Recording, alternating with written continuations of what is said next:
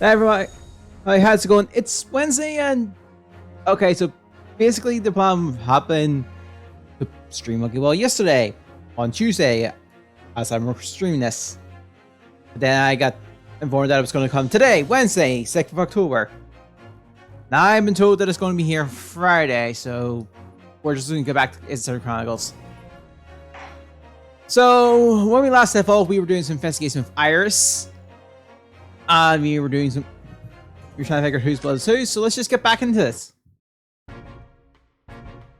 Immediately I messed up because this was the map lost 50%. Apparently I just didn't do it in time. Oh, okay.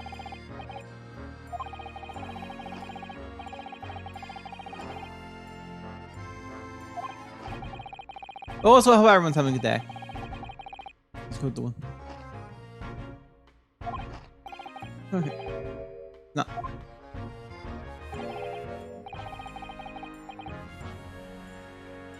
You know, right? I didn't, First right, kids. Crazy? This isn't the same ticket. Of course it isn't, of course it isn't. It never does usually. Yep. Wow. Then maybe it's the last. This is a second ticket. A second one? It seems that Mr. McKellick in fact had another article in storage here in the Emily Bank. So right. And this is further with the inspector. Not a hub. Okay. This is ever so easy to talk to.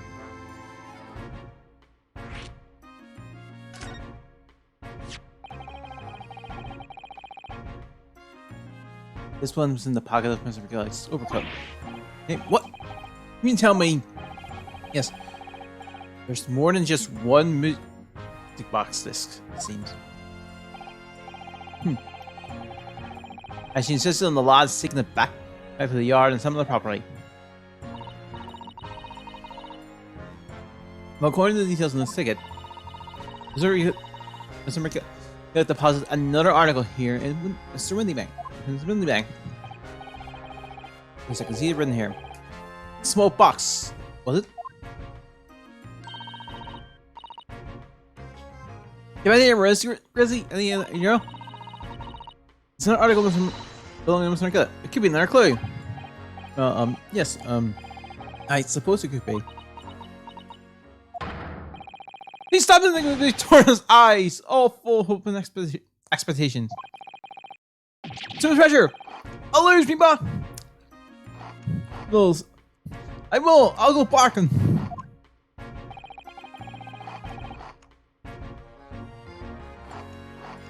There's no time for dog comparisons, Inspector. That's enough sausage, sunshine. There's one thing that springs to mind. I couldn't just the redemption deadline is already passed, hasn't it? Here's the course. Articles are only held for 2 months. Some of ours will not be here then. That's right, it's been forfeited. Which means it could be on the shelves in front of the shop, where forfeited items are offered for sale. It's shelves in the front. You know, search for months. You're wasting your time. Oh? There are a dozen little boxes out there. Hundreds even. We can't possibly know which one might be McKellick's. That information is not written on the ledger. Oh, I think we should at least have a look just in case. Of course, your ladyship, of course. Very sensible of you, I'm sure. This is getting old.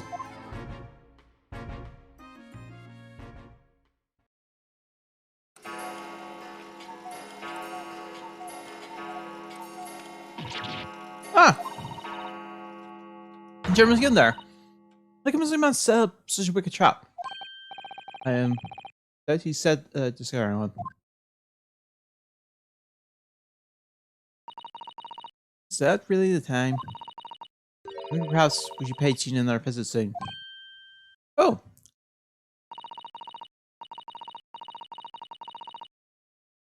Her child's tomorrow. We should establish whether or not you'll be defending her. This her one more time. You may have a change of mind.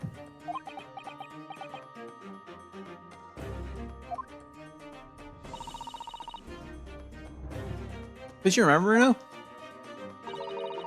You heard her, she grew up with her representation papers if she didn't want you to be her lawyer. Really? Did I say that? Yes, you did. The time for some paperwork is fast approaching. In the case, we better hurry back to the prison and talk to you again.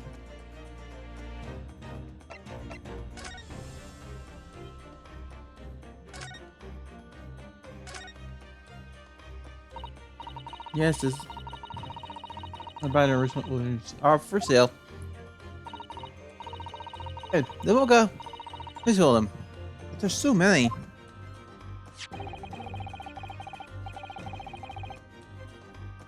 What's up? When there's a small box, this ticket was for sale in the sale somewhere. Last time we got this puzzle, that's deposited here just over 2 months ago. Here we were. Baghdad's promised to be fire troubling. Indeed, indeed. There are so many boxes. It could be any one of them. It's a potent state. Mr. Schulman said that the hamburger was to this place to sort of thing. What occurred to the Meg's fault? Or perhaps the small box of McGill. It contained something of great value. Well, in that case, he'll probably have kept it locked.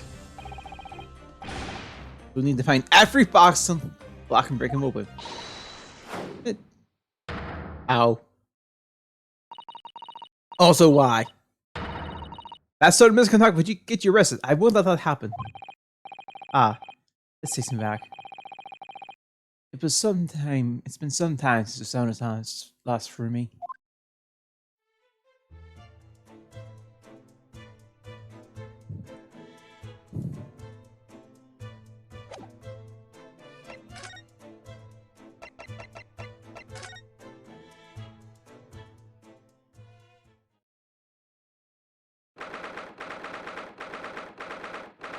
Oh, no. 16 April, 5:41 p.m. Local free. Local person sale free. Ah, Gina, good. You're back. Ah.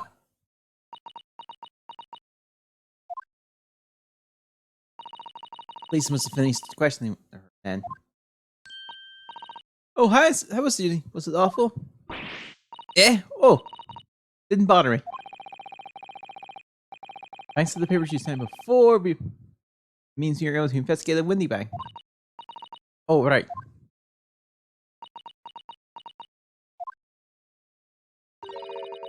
Which one? Who have we got on? We've been ever so busy. What's the point in asking? Won't change what everyone says that I did it. That's not. You know? You can't ask for your final decision. Eh? What decision? But tomorrow's trial. Will you let me defend you or not?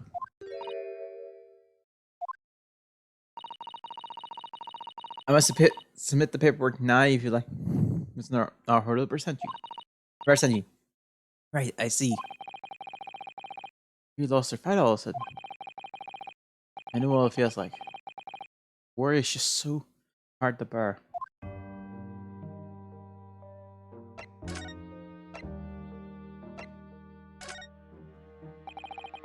We found this with some of the Mac story. The manuscript, Aris's latest story. Ah! Oh, right. Well, that's good then.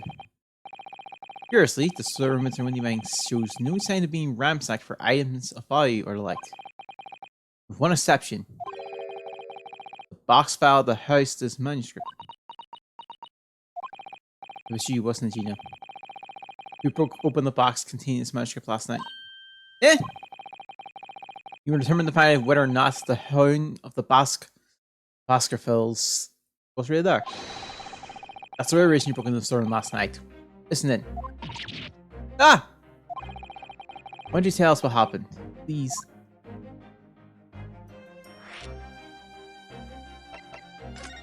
Alright.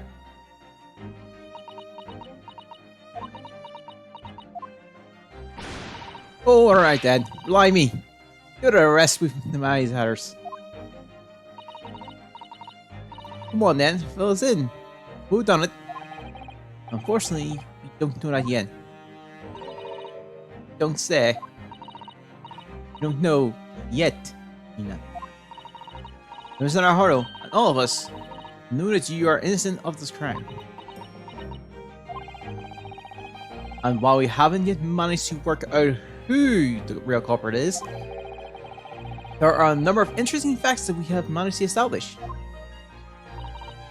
Oh yeah? Like what?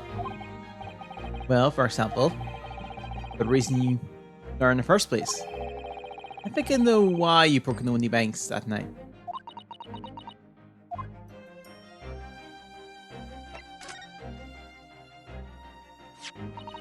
We already have the representation papers and other documents we need. All we have to do is hand them to the court clerk. That is, if you let me represent you in court tomorrow. Nah, don't bother. Rip them out and chuck them, would you? Them representation papers, or whatever they're called, sell ain't fast enough to have a bin. So what would you do in court tomorrow? I'll be fighting my own. I don't think you'll be. Look, it don't matter. What's gonna happen? What's gonna happen is gonna happen. This is one stubborn pickpocket.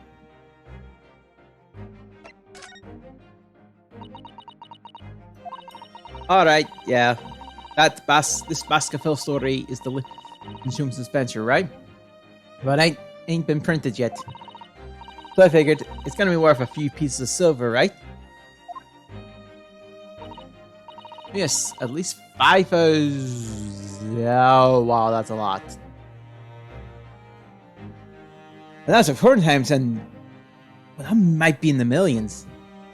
£5,000. What? You intend to sell Iris's manuscript, did you?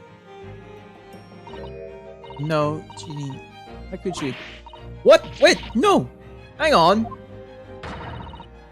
Of course I wouldn't gonna sell it. All I want is to find out if the mental script or whatever you call it was really there or not. That's the only reason I was in the place. For Iris' sake. Isn't that right? Ah! We knew why you'd done it from the start, Ginny. Of course we did. But I didn't need to do anything mean like that, Ginny. I just knew it. Well, when I saw that manuscript in the storeroom, it reminded me of what you said the night before. Grown-ups do a lot worse than that, believe me. Surface letters, the lot of them. You just ain't realizing yet.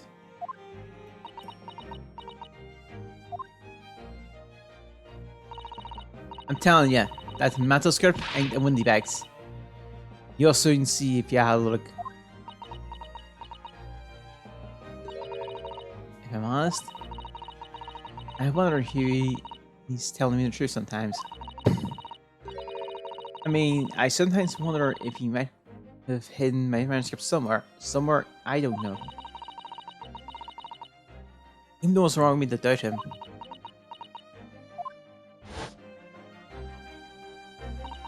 Oh, Ginny, that was so sweet of you. Alright. I'll tell you why I did it. Just stop looking at me like that, Iris.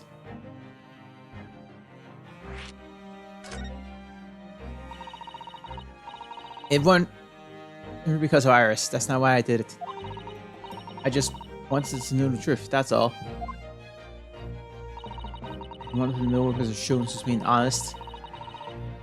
If you read the manuscript of Windy Banks. Like I told you the night before. I never had a father. But ours is a lot ain't like mine. You got her dad, only she can't see him. And a rocket. That's gotta be harder. That's why she writes her stories. That about her dad's really. That's what it sounded like to me anyway. Last night, when I was listening to what you were saying. Stories about Daddy? You mean they're not the adventures of the Great Detective? So much as the adventures of the Great Detective and his trusty partner. Well, that's how I see it, yeah. You're so thoughtful and so kind, Ginny. Yes, and we never thought any differently, did we? Look, give it a rest, will ya? I hate all this chummy nonsense. Do you hear? I hate it! I don't trust no one, right? That's how it works. Because if you don't trust no one can let you down. Just leave me alone. Go on, scamp.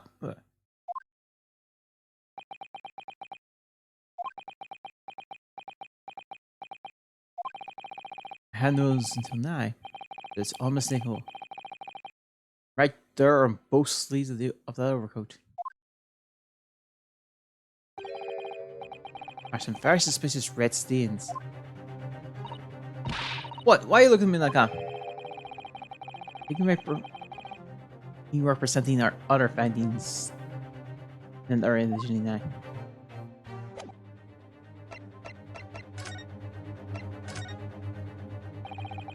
Those stains on the sleeves are in your coat, Tina. They're blood, aren't they? Not that I know whose blood yet. What? What, Mr. Harlow? You don't appear to have any obvious wounds yourselves, though. So it could be blood that splattered from Mr. Windy Banks when he was shot that night. Let's not beat around the bush here. This trusty fan and I will get the results faster than anything else. Hey, take it easy, Iris. Don't move, Ginny. I'm gonna shoot.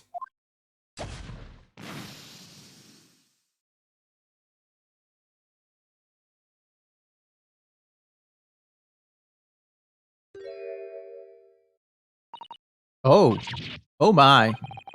What the? Forget the sleeves. The whole coat's covered in blood. Of course. Black color of the fabric is passing stain. That's why you haven't seen him until now. The blood reacted to chemicals and turned purple color. Which matches the samples we've already collected perfectly.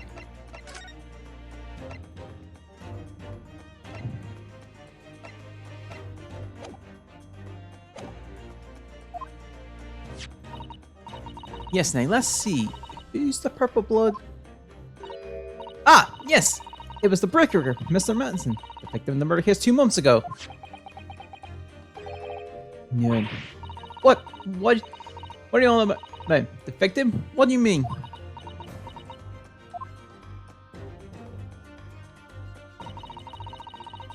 It's a very uncomfortable situation, Mr. Naruto. But I think this makes things quite clear. It means that the omnibus case is finally solved.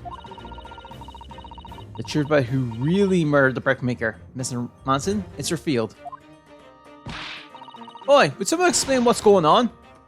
Someone stop telling half a story.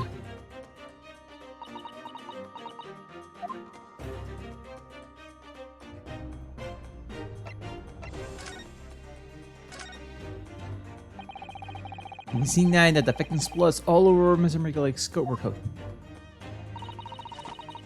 The trial 2 months ago, the defendant said that this is in his testimony. Now I ask you, what good-hearted soul wouldn't rush to help the bleeding from his stomach? I wasn't about to start worrying about Miguel. Now, was I? I'd race out and give the man a hand. As you look at this overcoat now, it's clear. The stains couldn't have arisen from McGillick trying to pull the victim to his feet. No. If that's what had really happened, the blood wound is splattered all over the front of the coat. The only explanation for this pattern of blood is that it splattered over Mr. McGillic's coat when he stabbed the victim in the stomach. I tried to run from the truth long enough. There's no escaping it now. The true culprit in that case, Master's killer, was Magnus McGillick.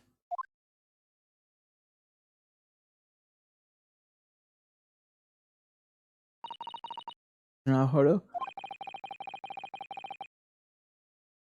The horrible case is solved at last, and I helped the man walk free from that trial. I used all that twisted testimony and all that sham evidence to prove his innocence. I've let that happen.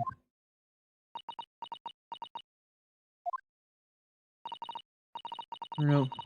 Did you believe him, though? Did you believe Mr. McGillick was innocent? I believed, or rather, I think I was trying to believe. I wanted to. Because believing in those you represent in court, it's a defense lawyer's greatest weapon. Weapon?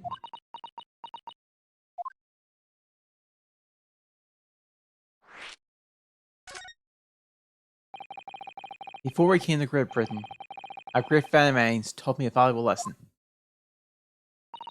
You mean Asuma-san? Sama? Listen, Runosaka.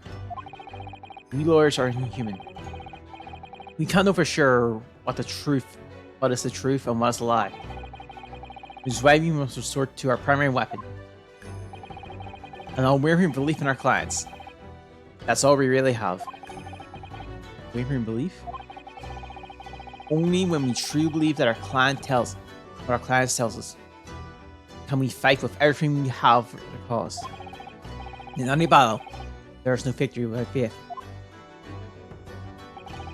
So I believe you, unwaveringly.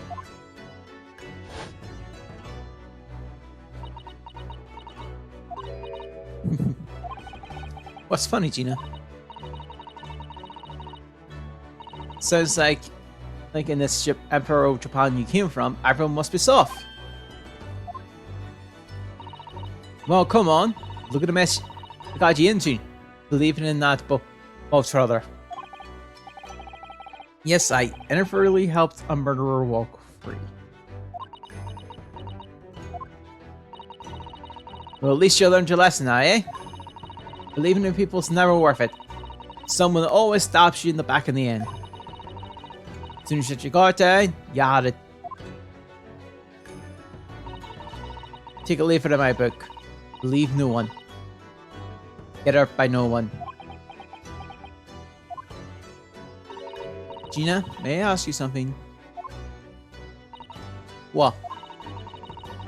I'd just like to make absolutely sure. What would you like us to do with these representation papers for tomorrow's trial? How many times do I have to say it? Rip them up and chuck them away. Are you really sure that's what you want? I bet that's what he wants. No, now, Mr. I'm a believer lawyer over there. Don't forget it was me that in that trial 2 months ago. I led everyone to the garden path, didn't I? And you're telling me you can believe me in me after that? Not likely. Well, Miss Naruhodo, a lawyer's primary weapon is unwavering belief in his clients. Ultimately, it comes down to whether or not you feel I can trust Gina after everything that happened.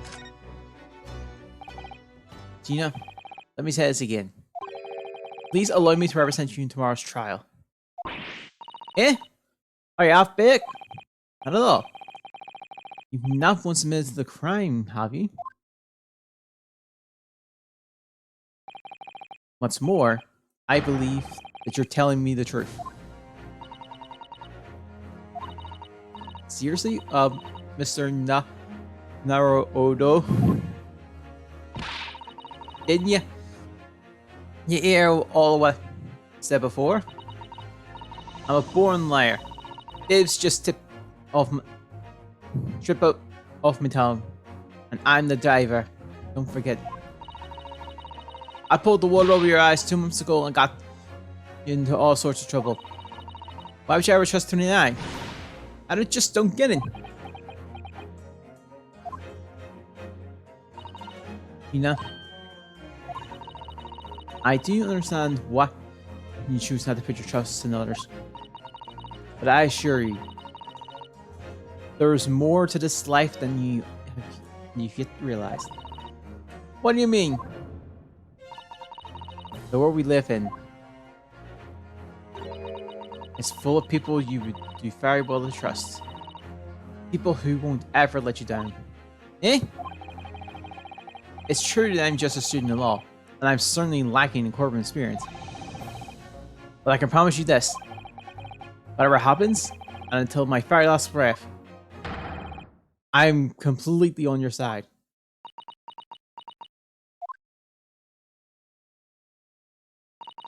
Well, what do you expect me to say to that?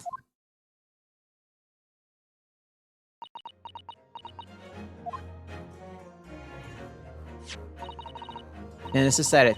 I will take these papers tonight and carry to the necessary preparations for tomorrow's trial. It would be a shame to throw them away now after it's been pinned with your name so beautifully. Do what you like. Eastern Law are... I don't know what you are. I don't get ya.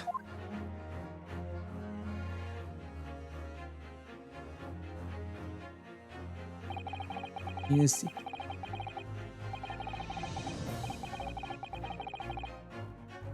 Sorry. Gina's taking herself off to the back of the cell. She never admitted, but I hope she's feeling relieved. That turned out alright in the end, I think.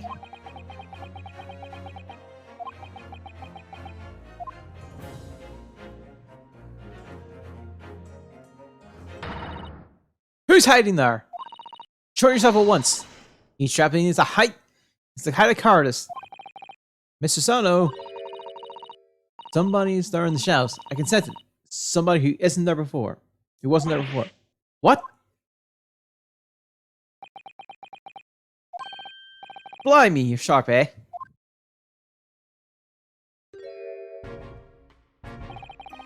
I suppose you were using one of those mystic Japanese arts, like they are still. If I've heard so much before. Right. Anyone was being stealthy, it was you, Inspector. Grizzly! Grizzly! Dear me, I'm sorry, your ladyship. I didn't mean to startle you.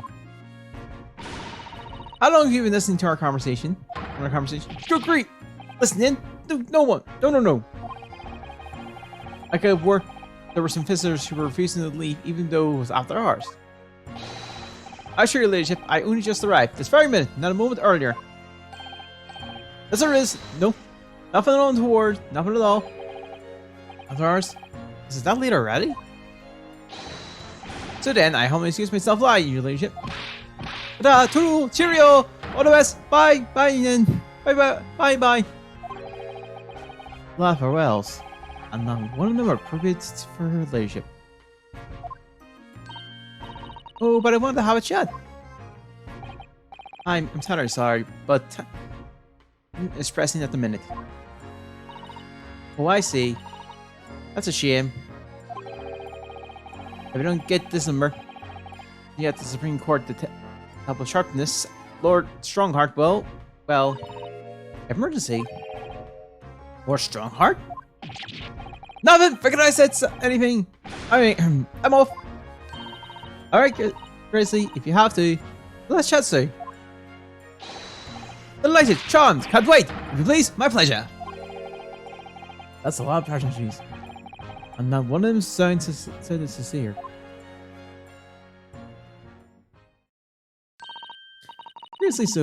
Grizzly's so funny. He says such silly things. It's certainly entertaining to see the inspector of the police brawling to a 10-year-old girl. But anyway, I wonder what this emergency is at the Supreme Court. I must attend to court clerks are. I must attend the court clerks before court closes. This is of course. Thank you, Mr. Sun.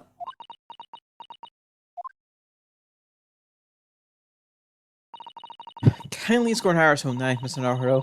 I shall meet you there later.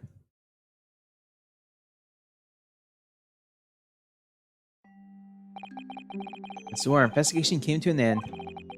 Susanoo-san went to file the necessary papers for my defense of Genie the following day. And then it hit me. I could no longer suppress the wretched feeling that has been gnawing at me away at my insides. Tomorrow, Susanoo-san will be leaving Britain and making her way back to Japan. 16th of April, 11:13 p.m. Naruhodo's legal counsel. Testing. Naruhodo-san? It's been a very tiring day, hasn't it? I do hope you're not too exhausted. What about you, Susanoo-san? Today's been even more tiring for you, I'm sure. Mrs. Jones was right before our eyes. Gina was arrested. All on the back of the news that her father is fallen ill and she must return to Japan at once. I hope your father recovers soon. Thank you for your kind words.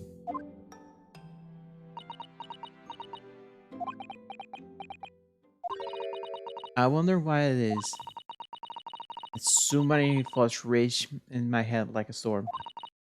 And yet, I seem unable to find the words to express any of them. I know exactly what you mean. Anyway, I have one final task to complete as your judicial assistant. Once that's done, I shall make preparations for my departure tomorrow. Final task?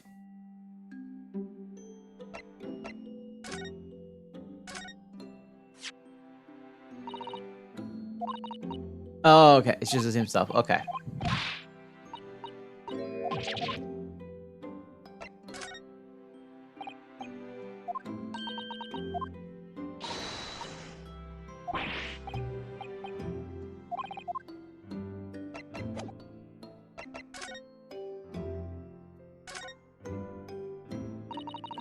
It's just 2 months ago.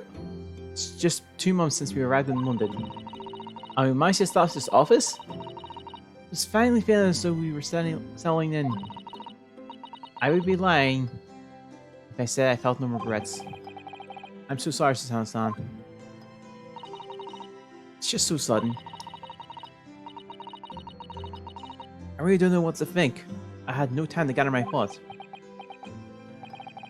I know we've only been here a short time, but in my limited experience of the courtroom, I feel I've learned something.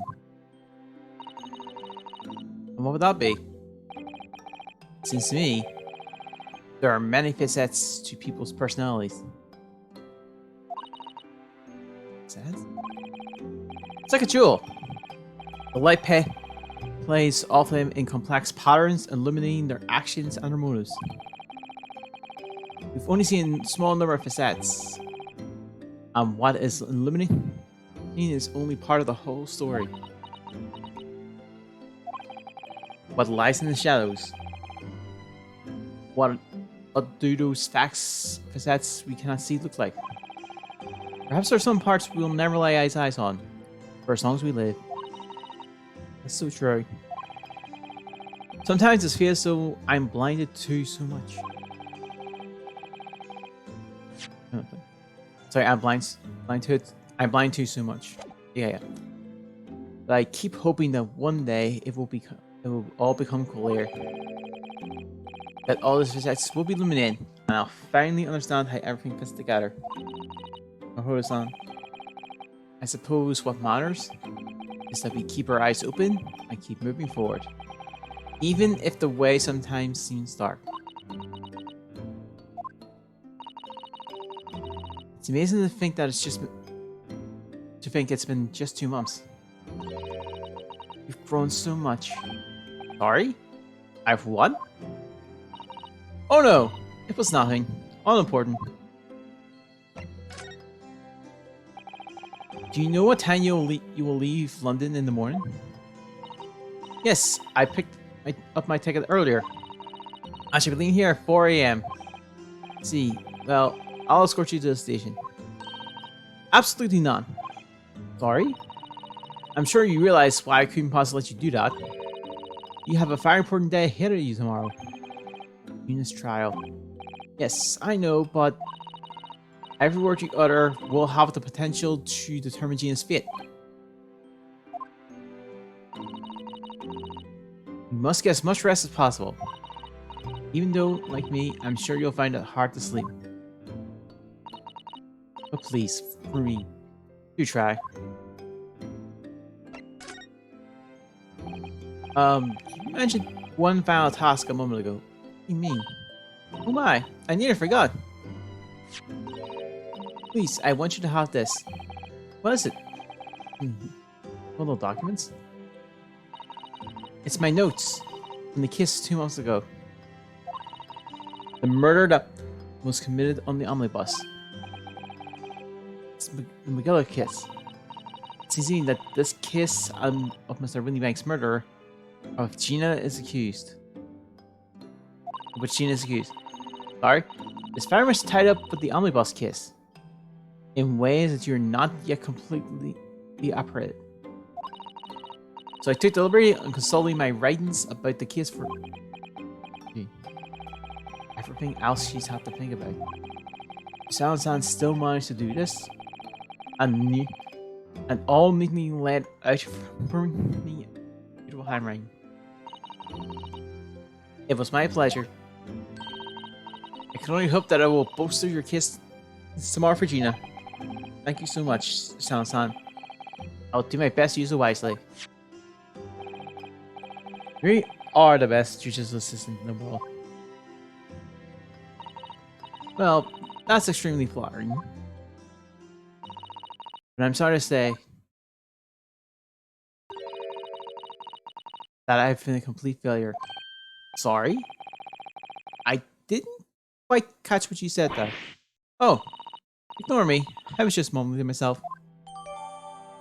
And now we have the McGillic's kiss notes.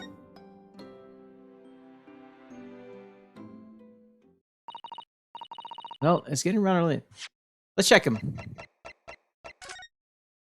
Somebody infected him with deceased in the last schedule. Oh, it was did on the day after the stop to the incident.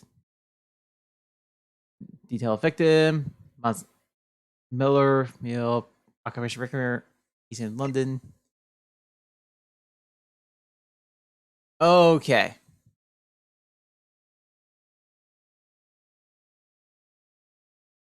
It was nicely set up. I think you should go to bed now, Rosan. I was finished packing my things in my room. San, I wish you the very best of luck tomorrow. Good night. Wait, there's something I need to say. Hey, why? What? What was that? A secret technique of mine. This is a shutdown. Shutdown?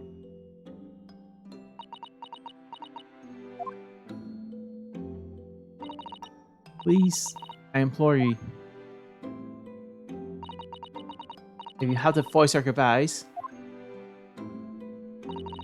I won't be able to hold back my tears.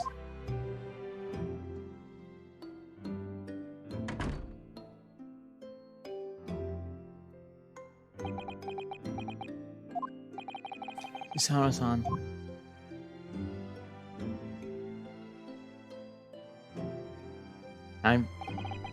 Truly has been a tiring day. On a trip for hours, getting Ginny open the bus. I'm learning the truth about the nemesis of the case. Physically and mentally, I was exhausted. And yet the idea of sleep seemed impossible. I forced myself to close my eyes and ask a profoundly of scenes of our lives here in London play from my mind. Eventually, take triumph, I fell into a deep sleep.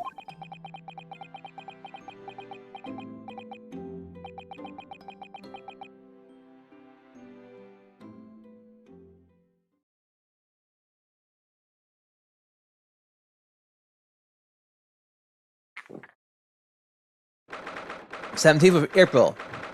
The small hours of St. Sinner's Hospital, ward free. Yes, I quite understand. That's a great weight off my mind.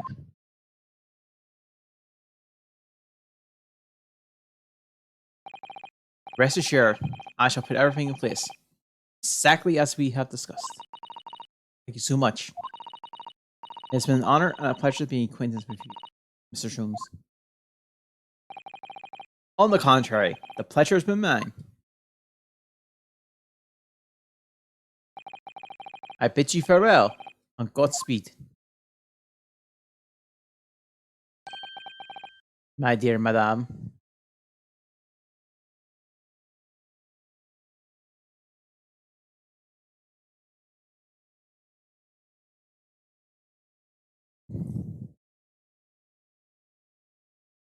Interesting.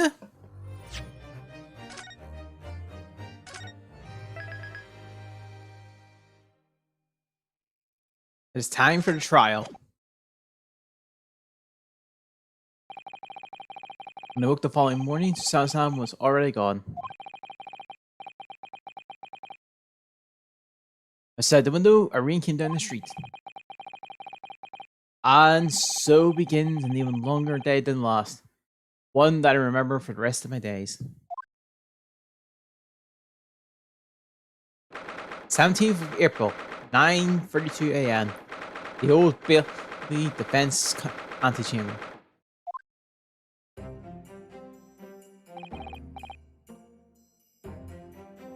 Good morning, Gina. I'm determined to prove you're innocent.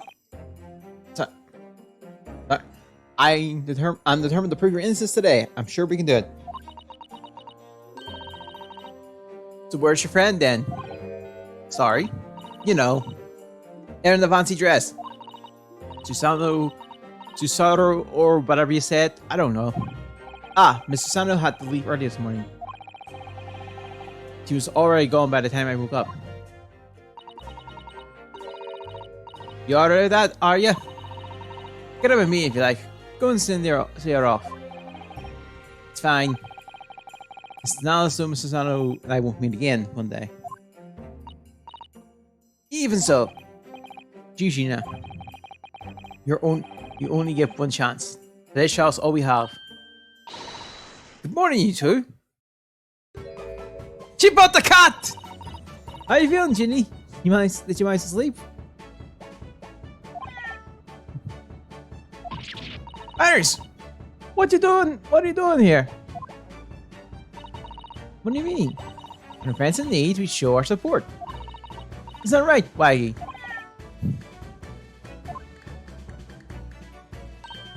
Ah, Waggy! You're ready to show your support, kitty. A lot of mama knows around. What am I gonna do? Oh, that reminds me. I bought a paper on the way here. Now, would you like the good news or the bad news? What do you say, Bruno? Ginny? Oh, well, I think I'd rather get the bad news out of the way first.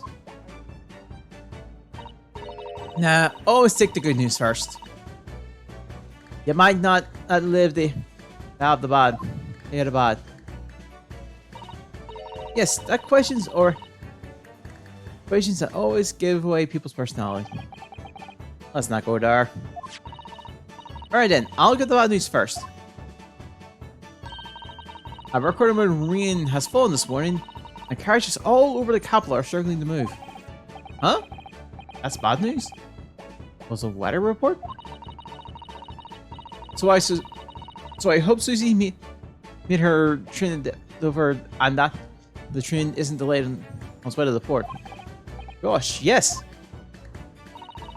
Alright then, and what's the good news?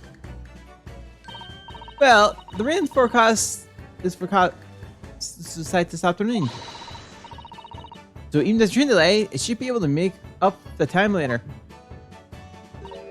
Well, that's the good news, isn't it? That is good news, isn't it? I couldn't give a monkeys, really. If only all good news cancelled the bad. Oh look, the trial made the headline. Has made the headline too. Homeburger perishes in pick purse plunder. See? Audio like that. Well, let's say what the world. See if I car. I can't believe you're covering your face. Don't worry, Bruno will soon show everyone that this headline is nonsense. I will.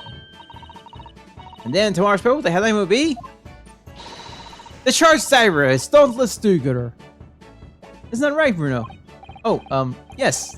Let's hope so. Of course they will. I have absolute faith in you. How was it? I was trying to sound like Susie. Did it work? Did it? It's like she was still here. And the newspaper's not the core records. Let's have a look at it. Good luck then, Bruno. I'll do what I can. Honestly, I don't know like Susie does, but still. I'll be by your side to hug and giving you moral support and encouragement. And bring the bigger gun.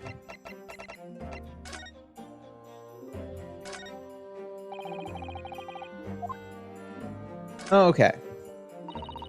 Hamburger parties and pick purse plunder. Hi, awful. What you naming? Tomorrow's night name will be Discharge Diver is Dauntless do-gooder, right? Yes, so they gone. If possible, I'd like to go even bigger. Bigger? Hi. Her pocket protects planet post-trial. Perhaps. Protects planet? Oh, I can't wait for tomorrow night. It's gonna be so great.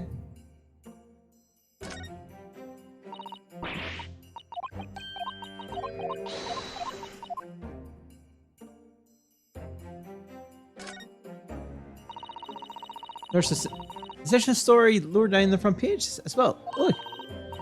Ministry Mole. Classified secrets may have been leaked overseas for Ministry of Justice. For 10-year-old, Iris certainly has her fingers on the pulse of world news. It's about secret communications between Great Britain and its allies. Apparently, they've been intercepted by hostile nations. Communications are being intercepted? But how could someone be doing that? That's the question, isn't it? I've come up with 3 possible methods so far. Are you looking for a new career, Bruno? No, of course not. I wonder. Perhaps this is what Lord Strongheart was talking about yesterday. Yes, it could be. It can explain why he has gracefully running from pillar to post at the moment. That would be important.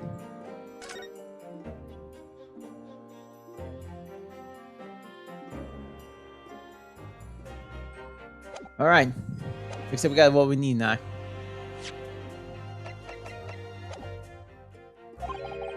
I'm not sure that big thing is as comfortable as you think it is. To be honest, but... Thank you, Iris. That's very kind of you. Oh yeah, Iris. Yes, Ginny? Well...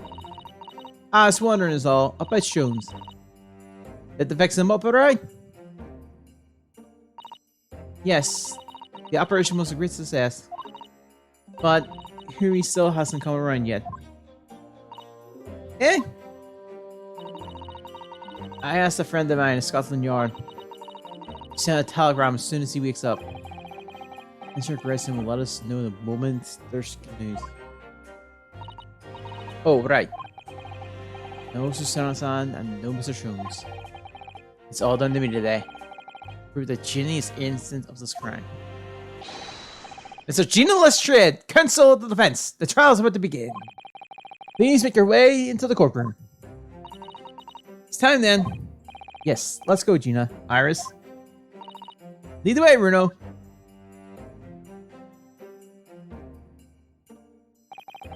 Poor Gina.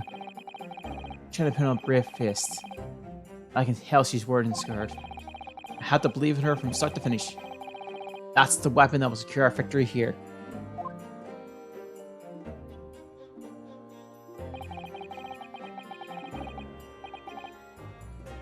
If I've learned anything from my great friend, it's that.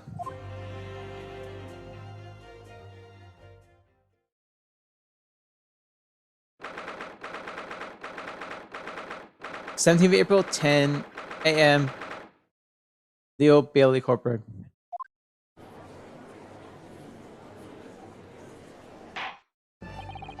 In the honor of Her Majesty the Queen, I hereby declare the court to be in session. The trial shall determine the guilt of innocence of Miss Gina Lestrade.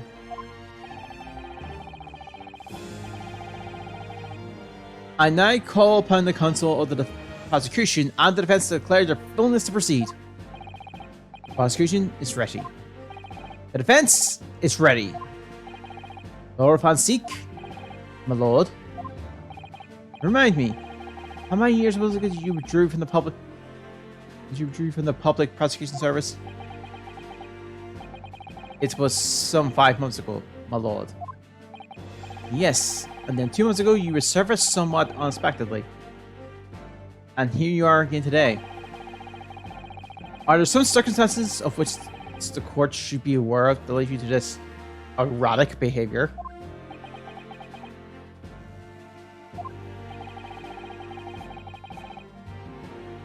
In what one might describe as your former life 5 years past, you dealt exclusively in matters concerned with the highest echelons of society and government. Really? And today you chose to trial a simple case of burglary and murder. I confess I find it a little more befuddling, Counsel.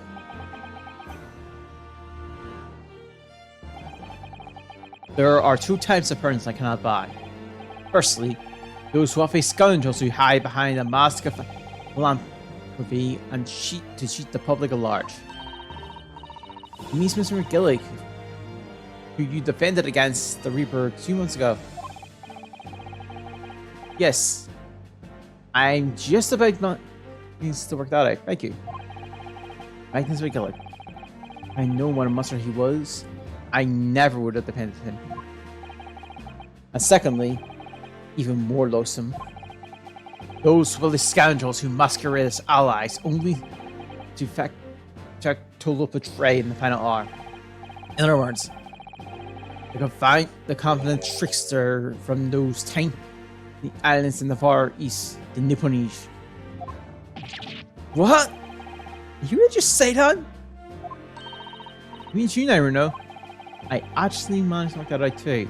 Thank you, Total betrayal? What are you talking about? Torrent look of hatred in Lord Fonseek's eyes. Is that directly suiting me? Or was he talking about all Japanese people? An alarming, skeeving explanation, Lord Fonseek.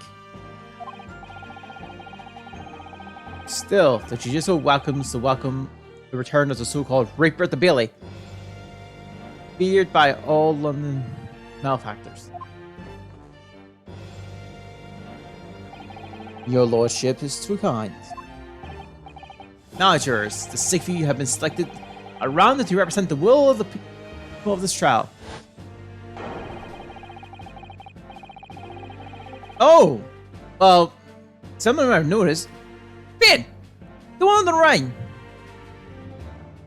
That person looks familiar. Although, let's see. Former Lieutenant of the British Armory, don't you know? Chaps like me are born ready. Clean cutlery, and clean consonants. The lordship's motto is appropriate here, I think. I think that was the state for a case. Everything will be stereoscopic in the future. Absolutely, absolutely everything. And I'm ready for it.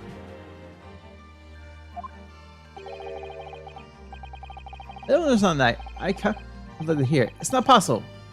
Could I? Is that the old man from the last case? He's a doctor? Woman incensal? What's the Saturday? Stop. Female centric feature bits? Stop. Oh, it's her again. Not a typewriter this time. It's got a mouse! Good day. I am visiting London for sightseeing. I'd like to take bus to Crystal Tower, please. Is something wrong or no? Oh, not exactly. It's just... I'm pretty sure I recognize these shirts. Almost all of them, in fact. Wait, the one of them, right? Really? Funny things like that does happen from time to time, do they? It's quite strange. These churches are chosen random from London's 6 million inhabitants, you know. So I'm led to believe. Something tells me I'm being duped. Very well. Now, Lord Fonseca. The court calls upon the prosecution to introduce the facts to the case. What's the case? As you wish, my lord. Allow me to begin with a word of warning to the ladies and gentlemen of the jury. In short,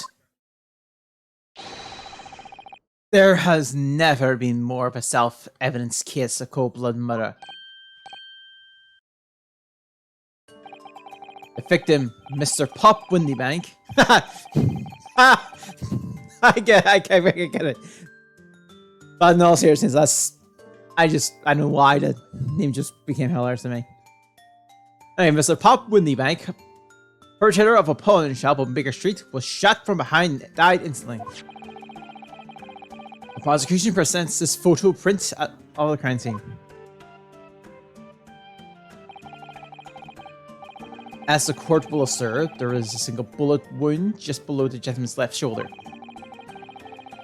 The evidence suggests that the bullet pierced the man's heart, resulting in near instant death.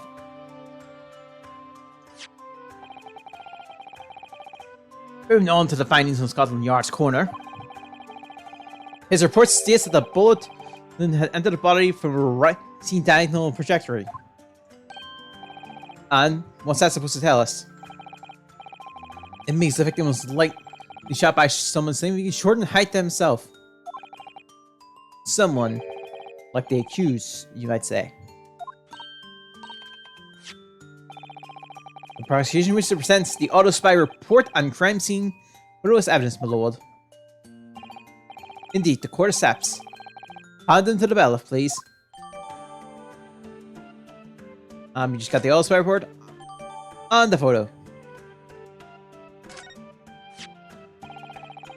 Now I ask the court to turn its attention of this plan of the establishment where the incident occurred. The perpetrator was found in a storeroom where he kept articles pawned to him. A windowless room with a single point of entry, a door to the main shop. Sorry, a single point of entry, a door to the main shop was found locked.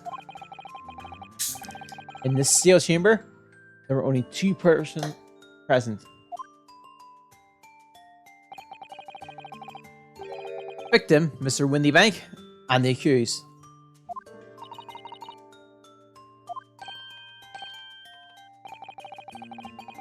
It may further interest the court to know that when the accused was discovered at the scene, she had in her hand the gun used to fire the fatal bullet.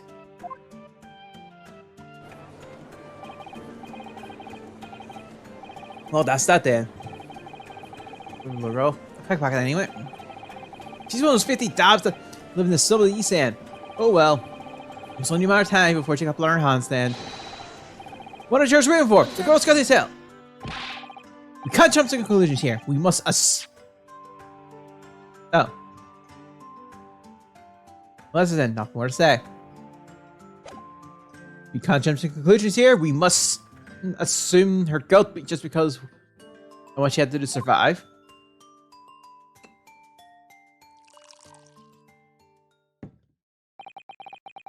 My learned Nipponish friend, it is you who must jump to conclusions. The prosecution has barely begun presenting its cases.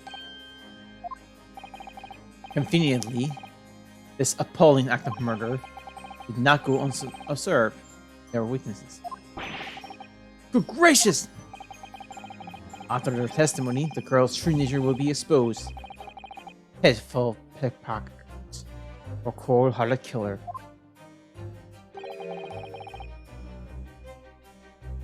Here to establish the truth.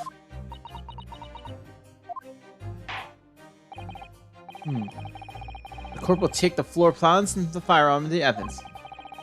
Hand over to the bailiff, please, Lord Van Seek. At once, my lord. Alright.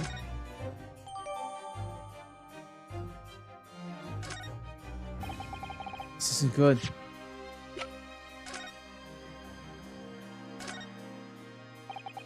The smithereens my gun. The cylinder is completely empty. You see, Windybank always used to keep this gun on hand on the shop counter. Yes, but only ever a single bullet. I understand. That's right. He pulled upon our was an hero's curse safe. This one book was hard that night when I lost his life. Was he protecting his shop, I wonder? Can I get the article safe?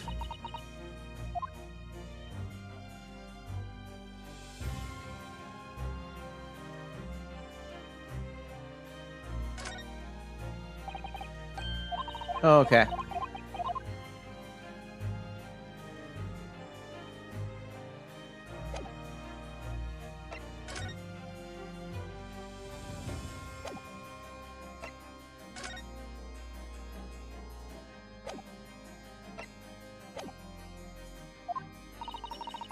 It feels like the moon is here has turned back. Gloomy all of a sudden, Reno.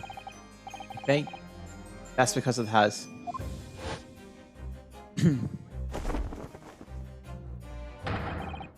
Let us begin. Bring forth the witnesses to this foul murder of Mr. Pop Windybank on 16th of April this year.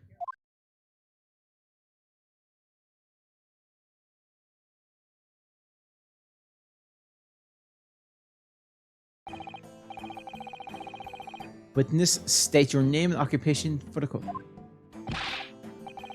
Name is not Skullen. Occupation is body, professional body. Name is Ringo Skulkin. Occupation same as him. Hopeless Grayson. Skulkin, you're inspector. That's right. That's what to call. The Three Skullen Brothers.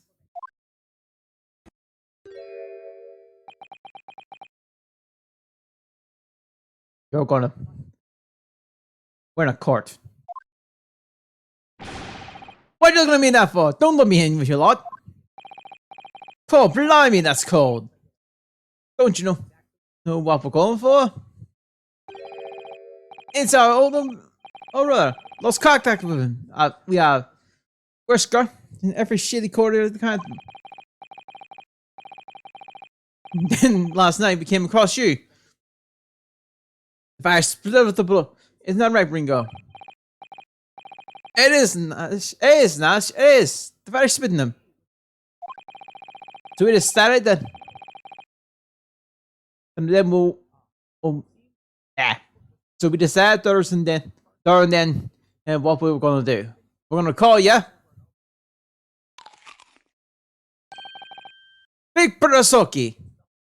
Why does one have a pearl and one have an apple? Come on, let it out, you two. And that's before he runs out of chips. Well then, Inspector Scully. Grayson. Beg your pardon, my lord. But the name's Tobis. What I would like to know, Inspector, is what you are doing in the witness stand. The Skulden brothers are currently under arrest, my lord, on suspicion of theft.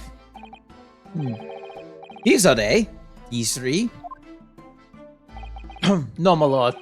Begging your pardon. Please don't lump me with Even this long.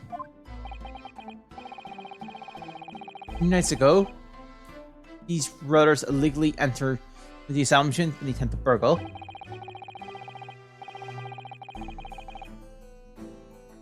And in the course of the nefarious activities, they become involved in far more sinister crime. By Jove! You mean to say, what an extraordinary coincidence.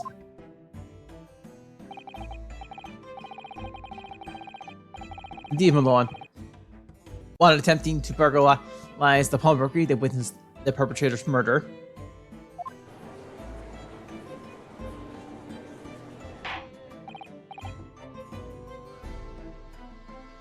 Order! Order!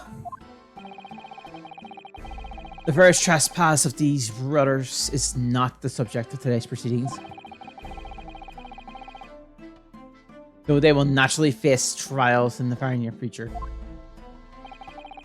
With your lordship's permission, I'd like to remain in the stand to keep these two gents on the straight and narrow.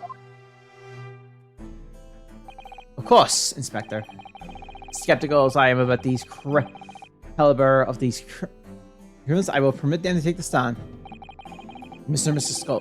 Mr. and Mrs. Skull. When I testify before the court. Describe the offense of the night in question and what exactly you saw. Happy to. Cause the Skulkins never skulker.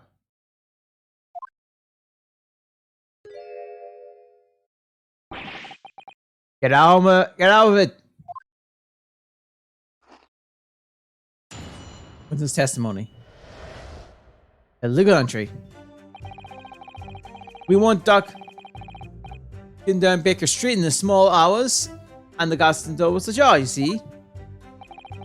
It was gone like some kind of signs, begging us for going, it was. Once we got inside, called Blimey Lumber, we heard gunshots from the back room. We went to see what? What was what? But the door was locked from the inside. We ain't done nothing, Governor. We ain't never took nothing. We just left like that, nice and quiet.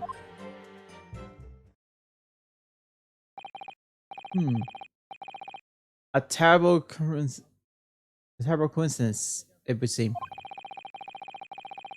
At the precise moment these Michigans entered the property, an even more sinister crime was afoot.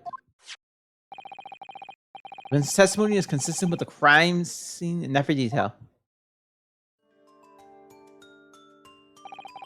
The door provided access to the storeroom from the main store was indeed locked from the inside.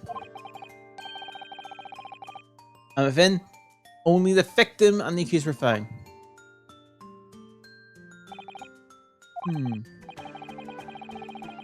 I must say, it does appear to be an overwhelmingly simple case.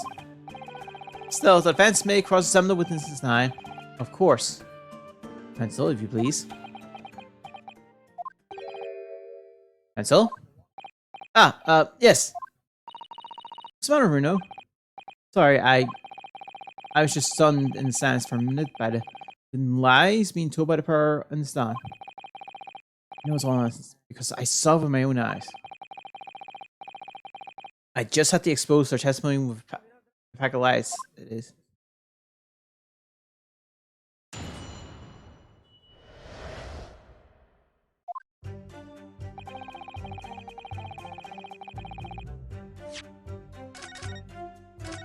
Okay.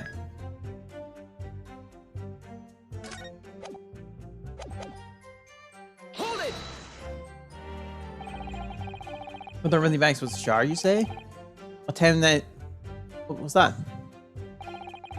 What's minute one, right, Ringo? Yeah, I say so, right, Stokey? How would I know? The place would have been shut at 1 in the morning, just like every other shop in town. Well, it was pitch black inside, it's true. Ain't that right, Ringo? I'm not sure, Nash. I seem to remember a little light burning inside. What about you, Sluggy? Mayo Musker? Leave me alone. There's definitely a small lamp burning inside. That's where Laura says situation in the first place. And when these gentlemen ventured into the open establishment,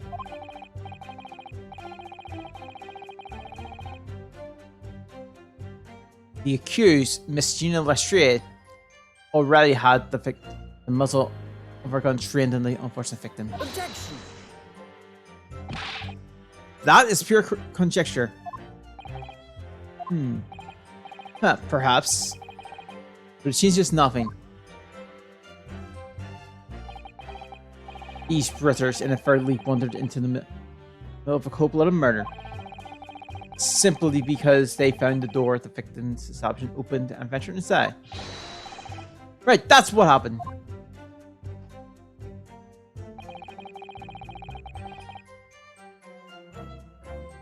It was like some kind of sign begging us for going. There was. Hold it. What are you trying to suggest? That's what you had to go in. Well, God moves in mysterious ways, they say. Don't. There we go. They do, Nash, they do. Must have been some sort of providence, I reckon. God's will often present itself as a whim to feast, does it? It weren't no whim, I'm dead sure of that. It weren't, Nash, it weren't.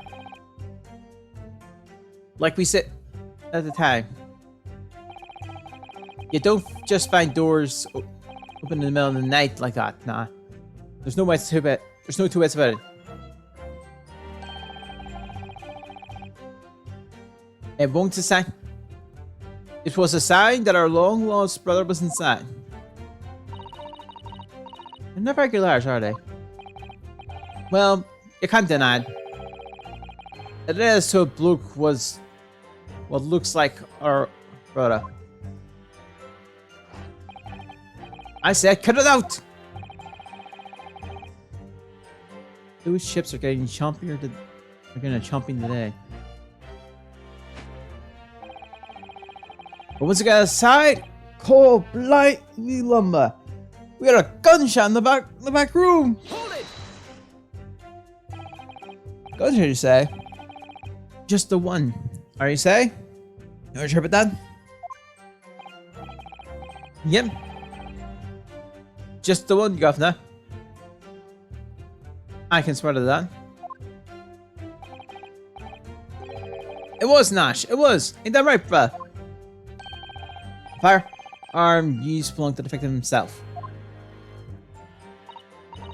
Yes, Mr. Ring always used to leave his gun lying around the corner. Right, I remember. When we found it, we found the revolver was completely out of rounds. That makes sense.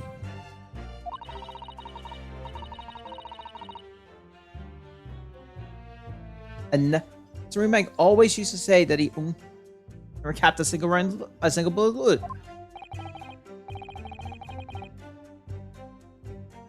It's true.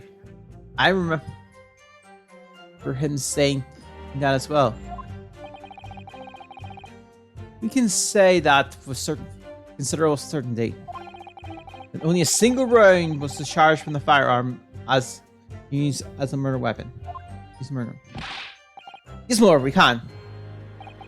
And I shall remind the court that the firearm in question was discovered in the hands of the accused. Wonderful.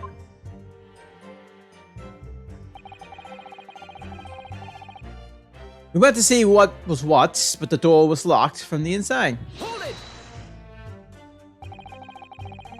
You mean the door between the main shop and the storeroom? My learned friend, I'm definitely grasping the situation. Perhaps a drawing would help. Going to the shop's entrance from the street, there is one other door. That's alright.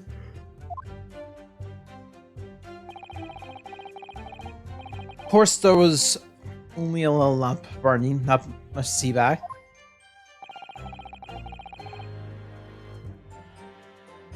And the door was hidden behind in a curtain and all. Right. We arrived. The door was mostly obscured by a curtain. Tell me, why exactly did you try to open the door? Eh? I didn't know a petty thief would run to the sound of a gunshot.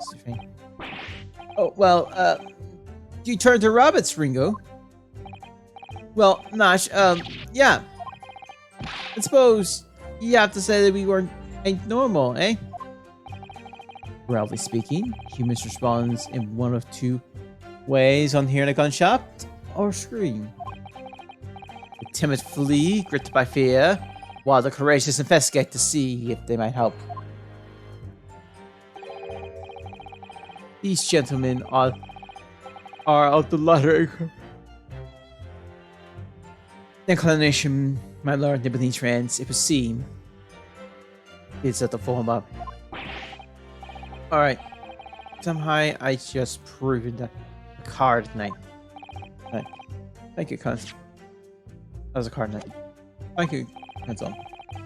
So I believe we're all understanding that the door was locked and could not be opened.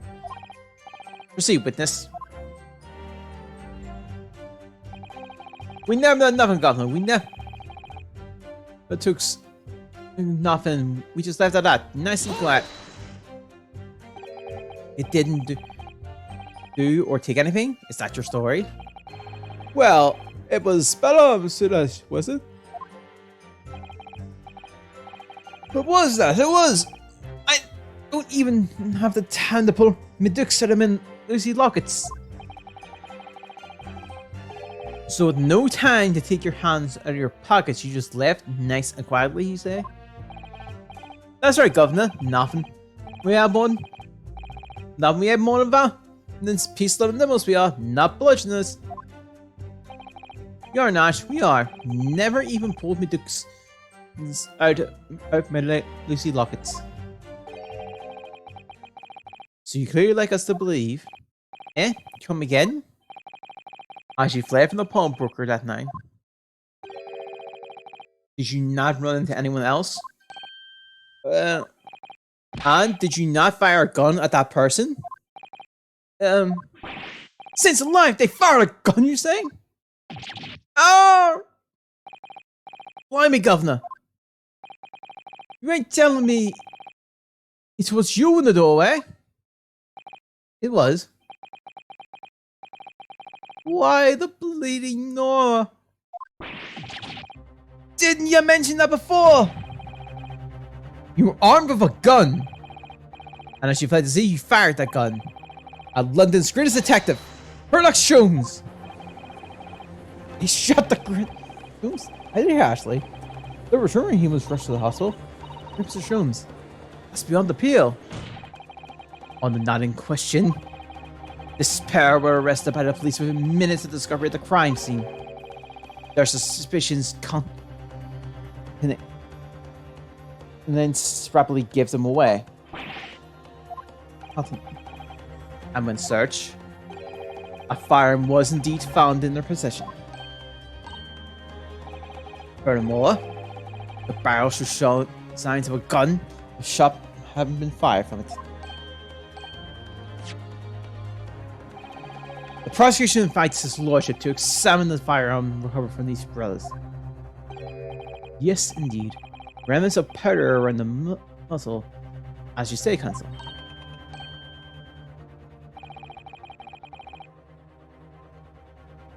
The council will hold this weapon as evidence.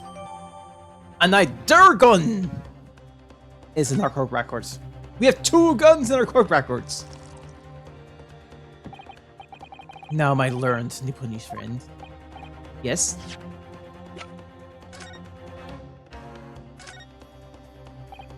So, the ammunition is still loaded in 5 of these Republican 6 cylinders. Which tells us that only a single shot has been fired from it. Exactly. The bullet that hit you, in fact. Yes, it happened almost as soon as we walked in through Windy Bank's door. I'll make those brothers pay.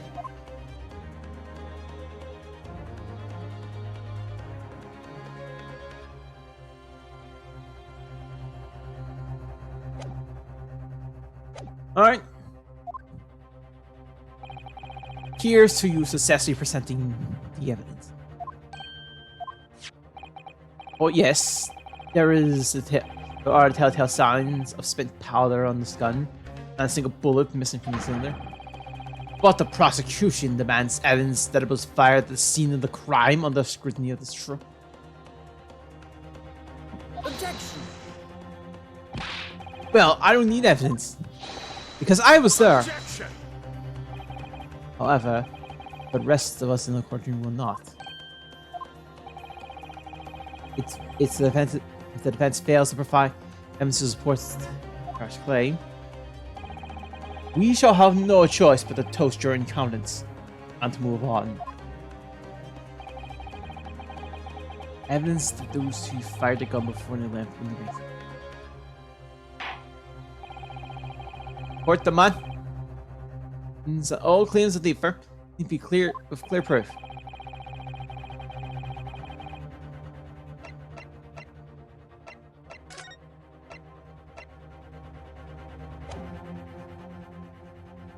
Take that! The evidence is in this portfolio. What? Wonder if you have there, Counsel.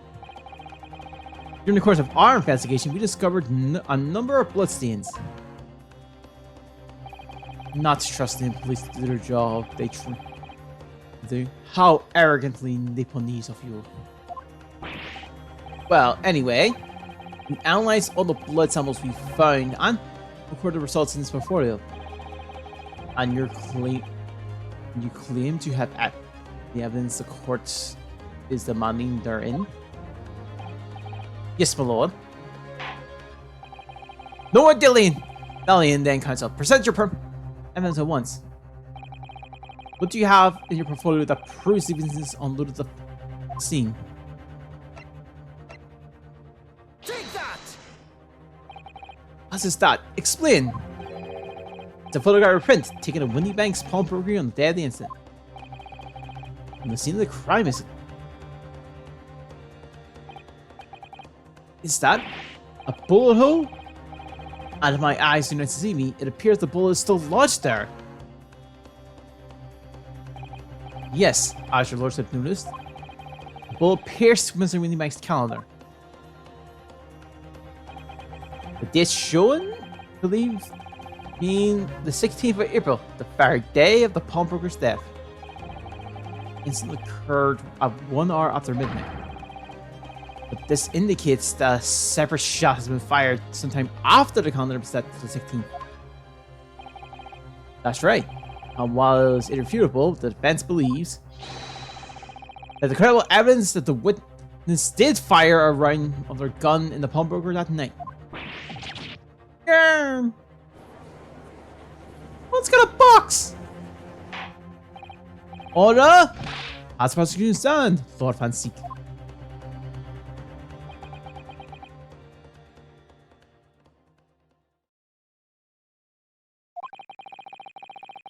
If that is the direction my learned friend wishes to take, the prosecution has no objections. What? But you'll forgive me for flinging my hollow chalice aside in disgust of the repugnantly exposed.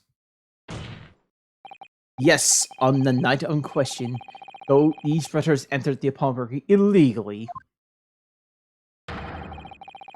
and like the bold bodies they claim to be, opened fire on the new arrival before fleeing the scene, fleeing back into the street. Yeah? Good day, Gonna. You're gonna leave us in the soup. Yeah, deal. Yeah, you weren't gonna tell them. You weren't going to get into the details. Tell them, Sully. Set the bloke straight. I have nothing to add. He knew, did he? I think knew their testimony would certainly expose the intentions of their crime. It would seem now that I owe my learned Nipponese friend the word of gratitude. What do you mean? What I mean is that you helpfully confirmed an important fact. What fact do you refer to? More fancy. As has been established at their point of arrest, a single shot had been fired from the brother's gun. However, if the shot found the target in Mr. Sholmes, and clearly these witnesses cannot be accused of a fatal shooting at the perpetrator and victim. Learn!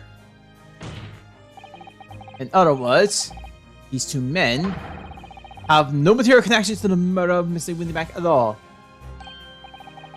That's it.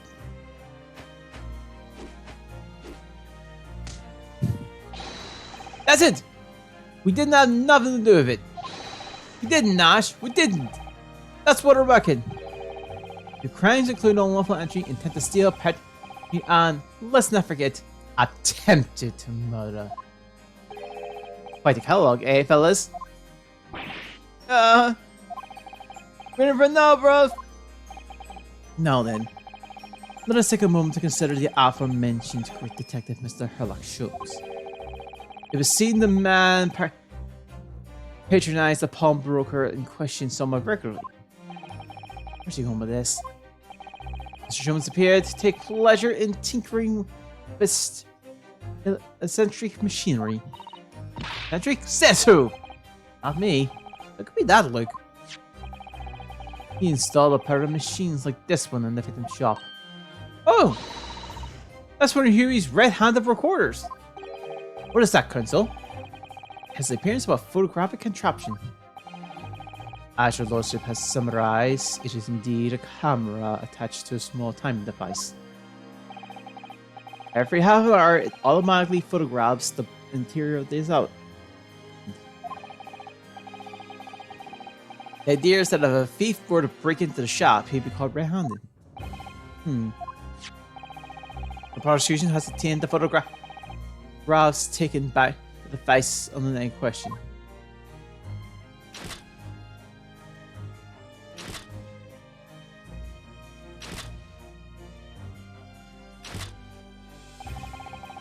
As Cobra served, the indigo prints are produced in quite desultory fashion. Rather prodigal, I feel. In fact, there are two such deviants in the victim's shops, my lord. If I refer to the court to the plans of the premise, their respective positions are here and here. You say these cameras produce a print every half hour. I'm afraid I fail to see. How that will help if the anticipated thieves conducted these in one of the many 30-minute intervals. One can only pray that the would-be criminal lingers, my lord. On any question, the witness currently in the stand was not caught on camera. That's a bit of a first tuck, eh, brother? Their luck loves the scoldings. Witness! At what time did your trespassing began? It must have been just after 1, right, bro? Must have been Nash. Must have. Yeah, just gone 1. In which case, minutes before these brothers entered the establishment. What scene might be expected to see within the shop? Let's examine the evidence. Go on. It's the offendant, Miss Gina Lestrain.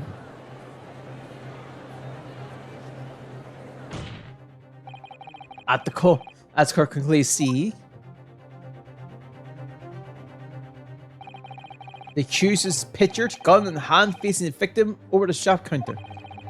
No doubt coercing the perpetrator to open the door to his storeroom. Don't know why I took a break. One can only need to easily imagine the offense stand full. Corbett, take this following prints evidence, if you please, Counsel. Oh, okay.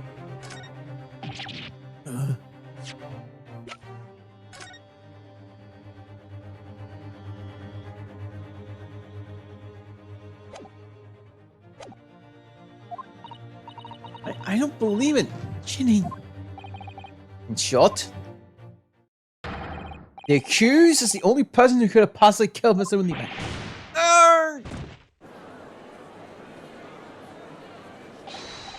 I say, my lord.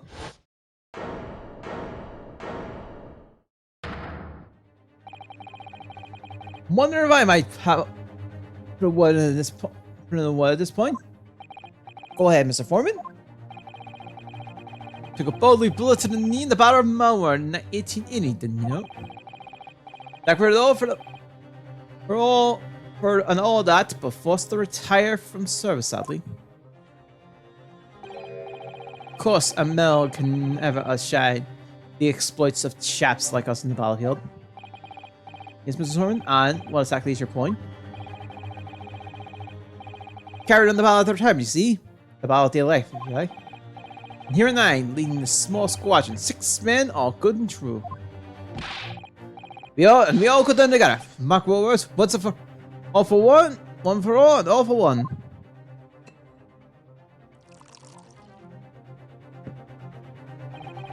The ladies and gentlemen of the jury have reached agreement, have they? Is that what we already understand? Well, Mrs. Foreman, is that correct? In a manner of speaking, yes. That is the gutter-up squadron position, sir. What? No, it's too soon to make a judgment here. That is report for the council men on the double. His lordship insists on at all times. That goes for making decisions too. I think you'll find the truth is clear as day, and I could reach out to touch it. I wouldn't have left it in there. I just wouldn't have. No, honestly, I can't actually remember.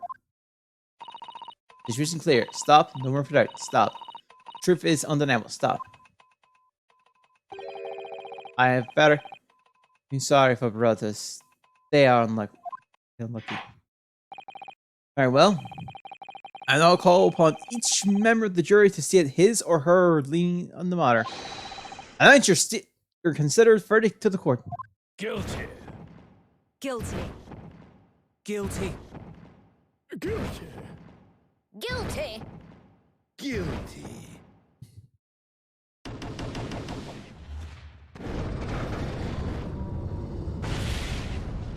Well, alright. It does appear that the jurors is in unanimous. Let me try that again. It does indeed appear that the juries is unanimously in leaning already. It's leaning already. Photograph. It must be the definite evidence. Sorry, the definitive evidence that Grayson mentioned. Jimmy didn't shoot him. No, of course not. My lord, the defense wishes to assert its rights to the summarized examination. Very well, the court grants the permission. So you refuse to admit defeat again. How unsurprising. We shall proceed immediately with the summarized examination. The foreman, are all members of the jury ready? Absolutely, sir. Always ready for action, my chaps. Very good. Ladies and gentlemen of the jury, you will each explain on what grounds you have determined the defendant to be guilty.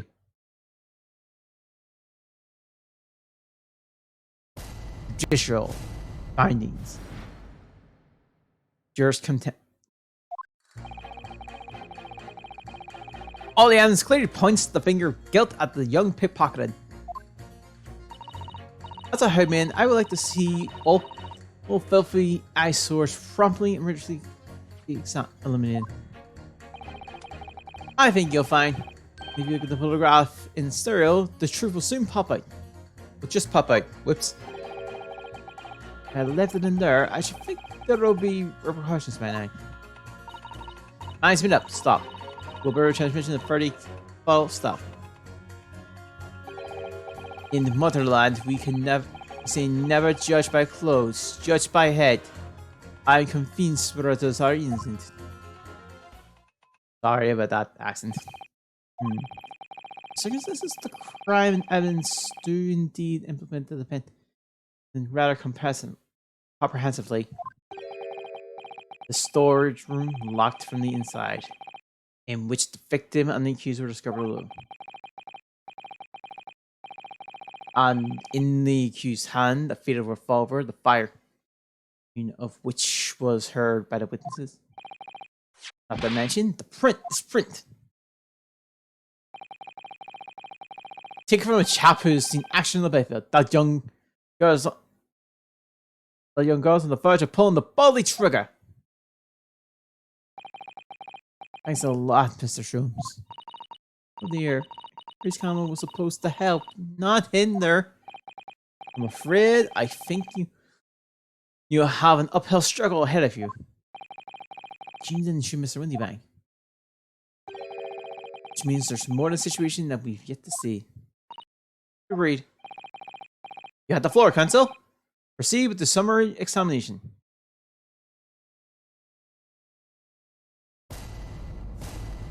Jury examination. Defense rebuttal.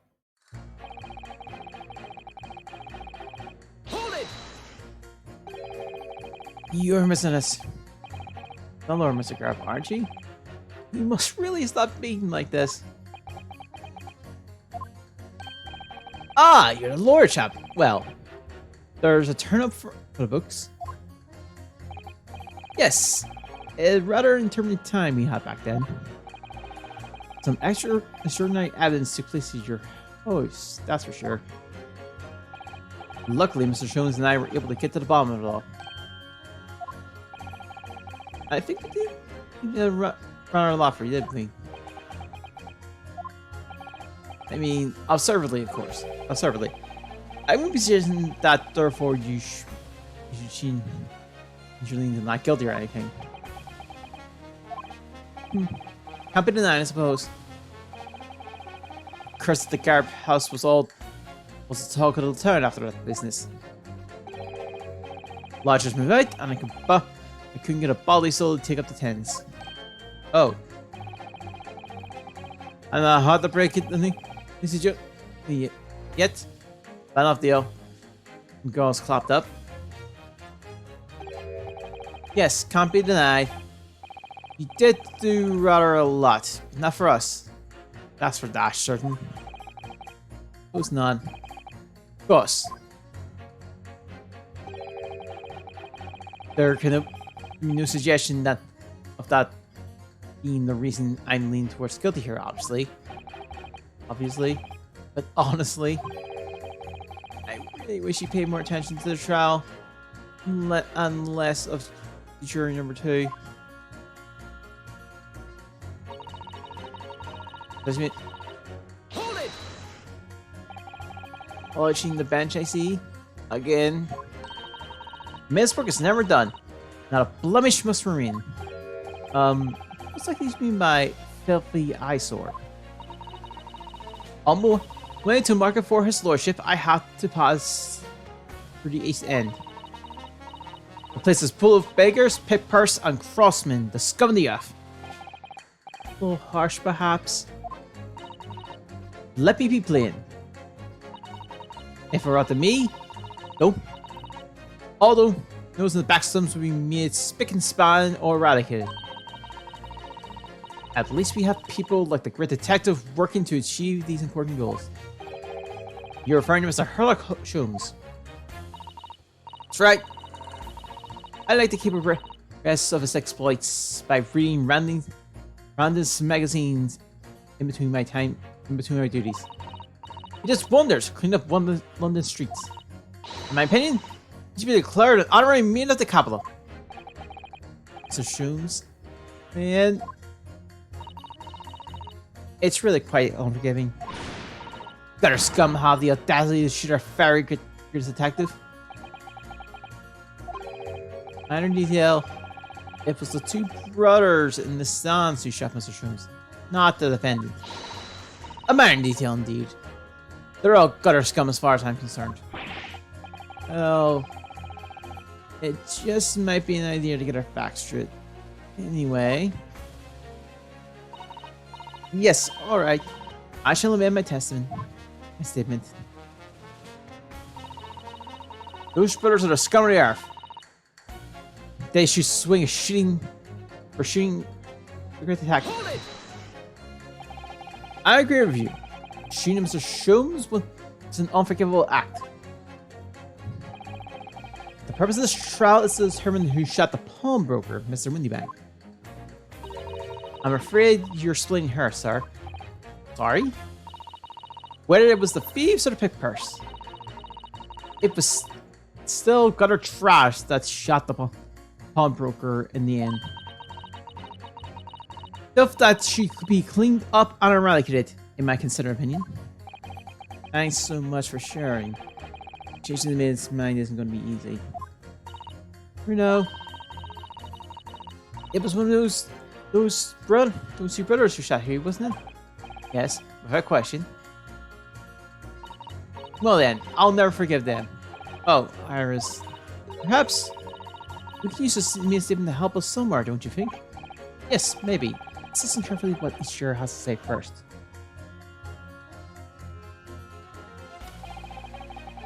I think you'll find. Oh yeah. Hold it! What do you mean? Look at the photograph in stereo. Sorry, what? Don't you know? If you look at the photograph prints normally, it looks as though the pickpocket girl's about to shoot the victim, obviously. Objection! But there's no indication that the defendant ever fired the gun.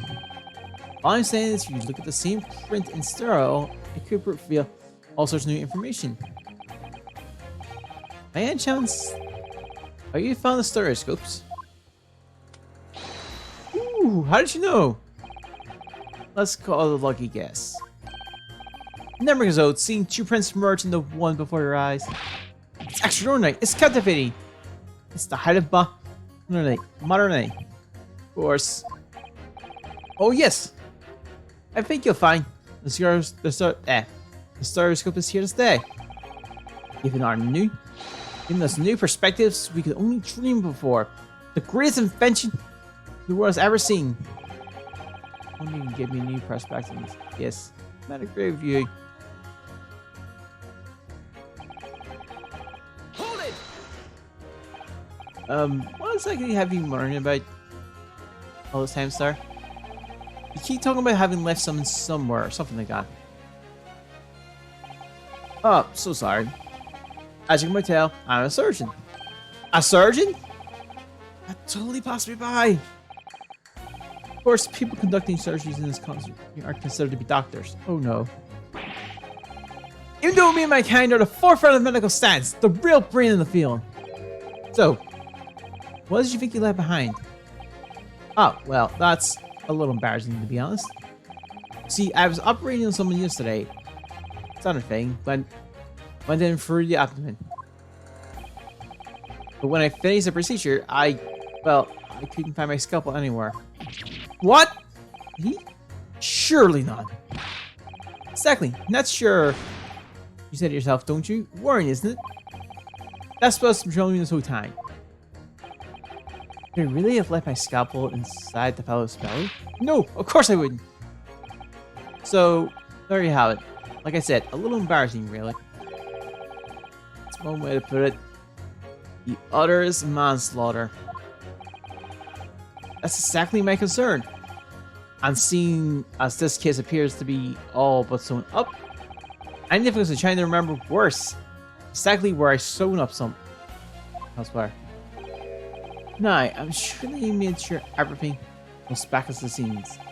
Well, as sure as you can be without being sure. I'm sure you need to be more sure. Hold it! Sorry, radio transmission. What do you mean? Are you from the Far East? Stop. Yes, from the Empire of Japan. All communications with Far Eastern nations used to take place by mail. Royal Mail steamers take more than a month to complete the journey. Ah, but now we have electric telegrams, so we can send messages using electric signals. Thousands of miles of cable have been laid along the ocean bed, connecting the entire world. Thousands of miles of cable? On the ocean bed? Makes my head hurt just thinking about it. You're well informed, lady. The kibbles will soon become a thing of the past. Stop. And just when I was starting to catch up. Radio transmission on the future. Stop. Message over airwaves to the four corners of the globe. Stop. Excitement growing. Stop. Atmosphere. Electric. Stop. Right. Try not to wear your fingers. Air wireless telegraph. Stop. Driving technology revolution. Stop. People say inventions like the stereoscope are ahead of technology. What other pillow? I can't understand. I really can't. They're just silly toys. Excuse me. Journey number 3. Sorry to interrupt when you're obviously fuming, but what? Do you perhaps have something to say to journey number 5's last remark? As if I couldn't guess. You bet I do. Say that again. Go on. I dare you.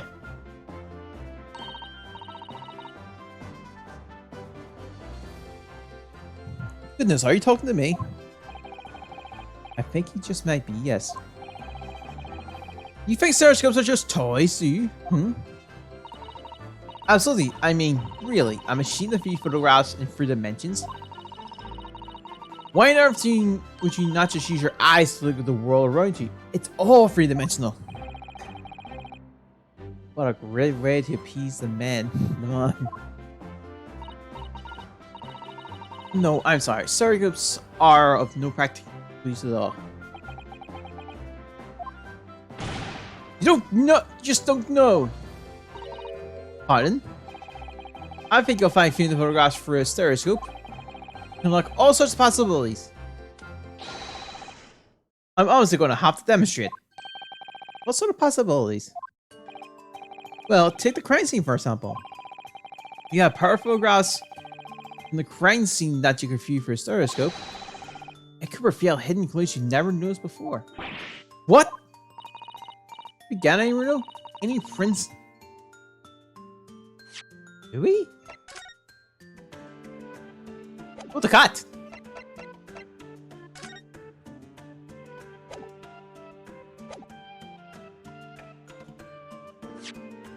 I'm saving.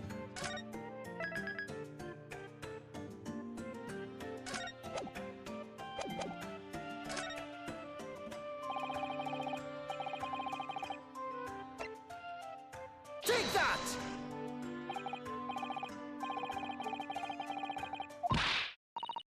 Mhm.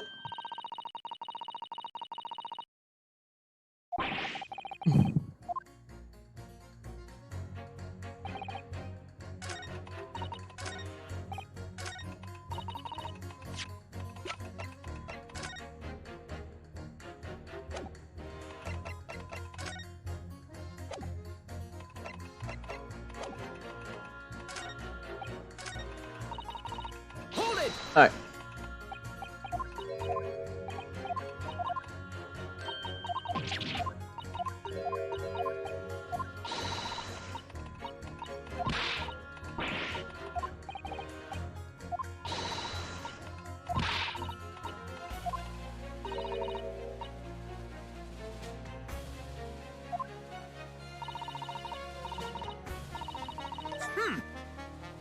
Excuse me.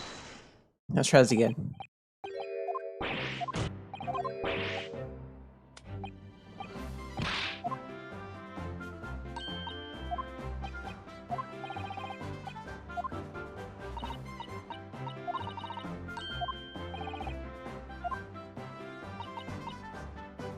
Okay.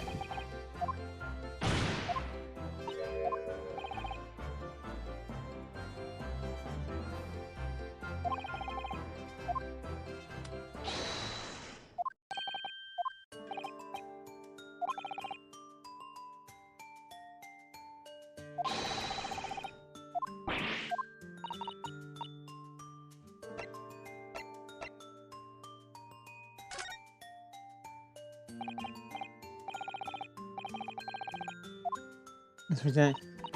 Well, if you find any, we should definitely try. Hey, everyone. Isn't that range enough?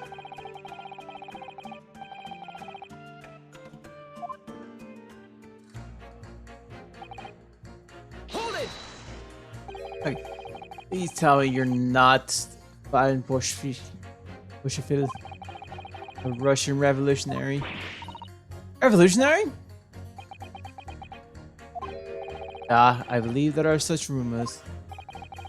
It's just a rumor. As you see, I have an unfortunate appearance. I look like a vicious criminal. Your words, not mine. Just want to point that out. People call me a revolutionary, murderer, aristocrat, autocrat. Which gloves fit? Good day, I am visiting London for sightseeing. I would like to take the bus to Crystal Tower, please. Right, that didn't sound staged at all. You'll forgive me for having my doubts. You treated like a vicious criminal all the time. This is very painful. People do not realize. I have much sympathy for these brothers. People say the crime was not only because I had to look. The Scotland brothers? Nah. Maybe they went inside the pawnbroker shop. They had done nothing wrong. That's all I was to say. The Scotland brothers did nothing wrong that night. Alright, well first of all, that's one misunderstanding I need to clear straight away. Come some Iris. What is it, Bruno?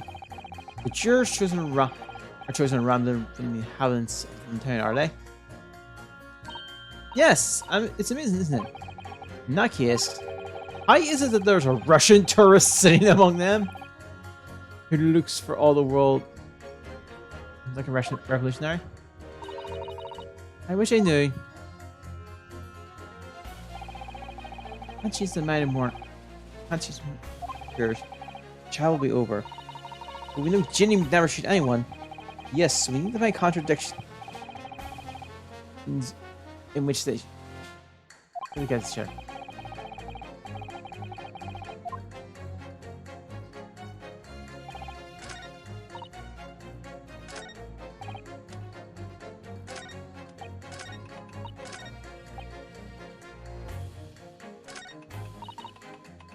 Hold it! Let's try this again. Let's percent. Sure the scene of the crime.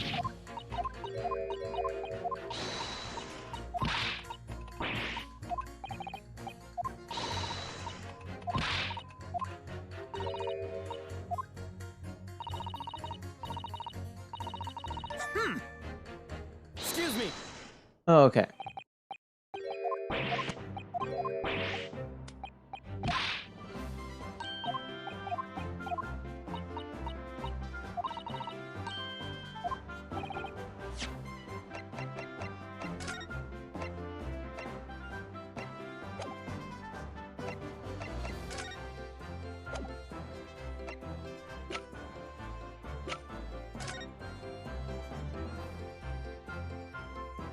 Nope.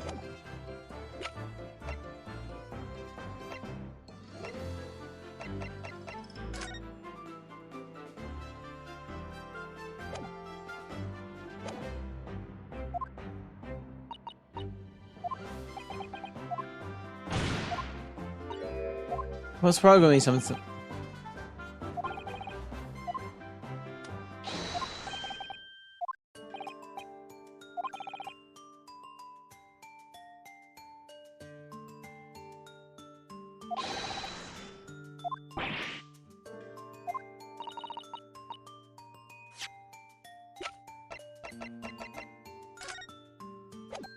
Wait, that's one.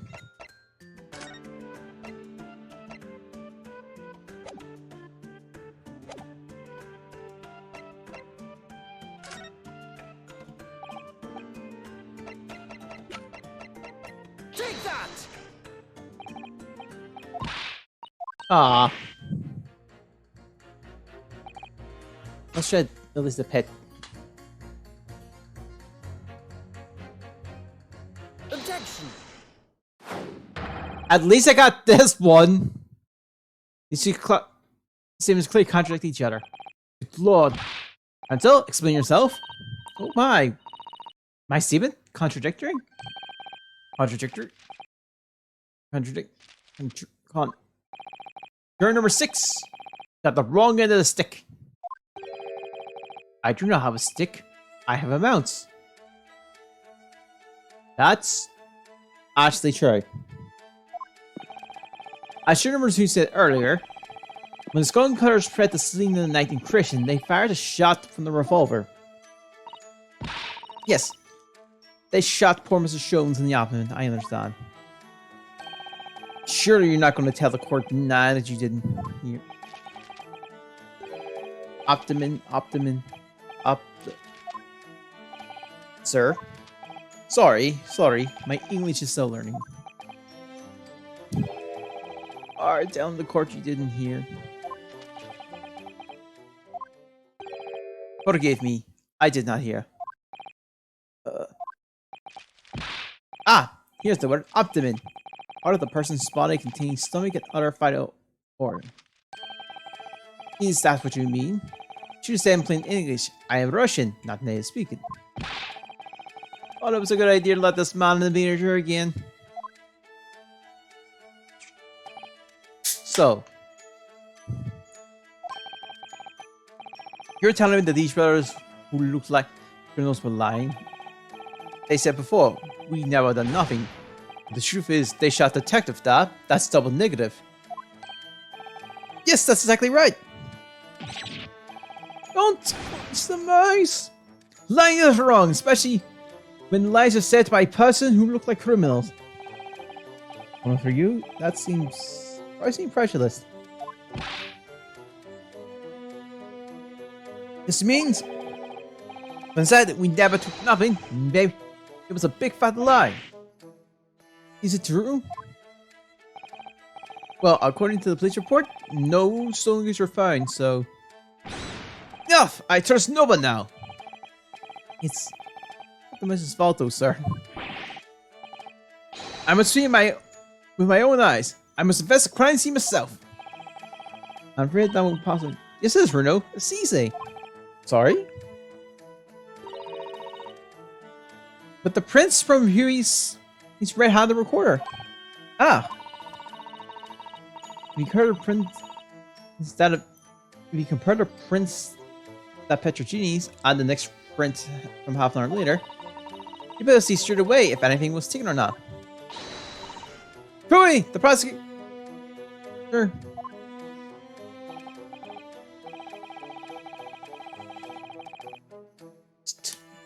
Calling on the prosecution in the middle of a conversation of all times. The prince shows the accused threatening the victim after she broke in the house. Is this one? Following this, the victim would accused moved into the storeroom. Meanwhile, the Scully brothers entered the shop and he heard the gunshot running out. Sadly, none of these events were captured in film. This is the print produced by the camera half an hour after the brothers' fight.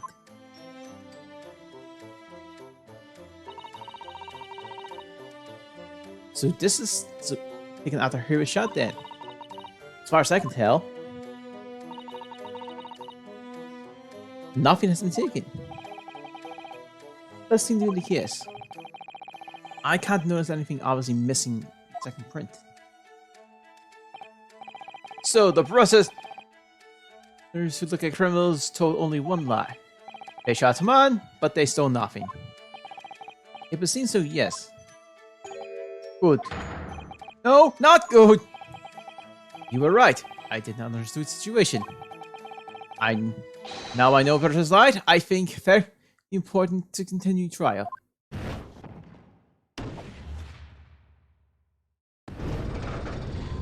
That helps a little. Well done, Bruno.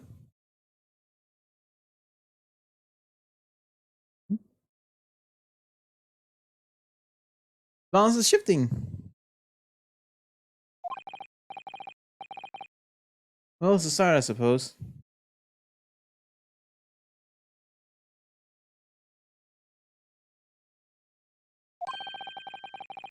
But there's more. There's more to this year's insane, and I will suppose the truth. And if I can do that, we might just turn the situation in our favor.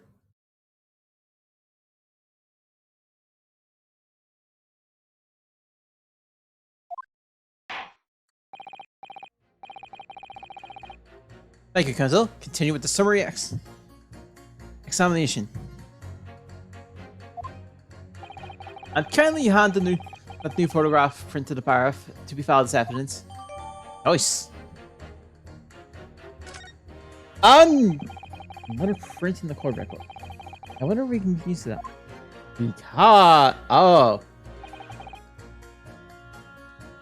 In the lake of lies are many dead fish. We must find truth, therefore I shall say not guilty. Hold it! Alright.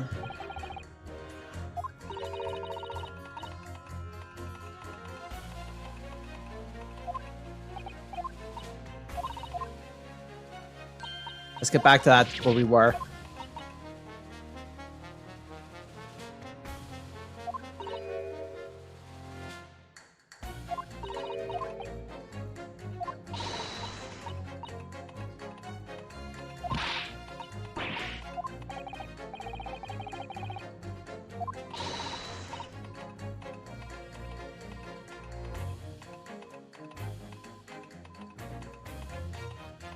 Okay.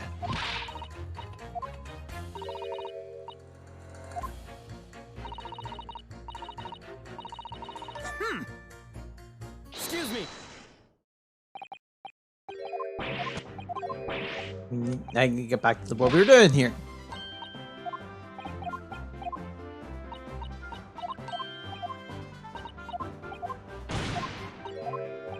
Which means something is up. Yes, we have some this time. Take that! Alright then, Journal referee? Are you saying that you can do this with any two suitable photographic prints? Of course I can. Alright, well then. I'd like you to demonstrate.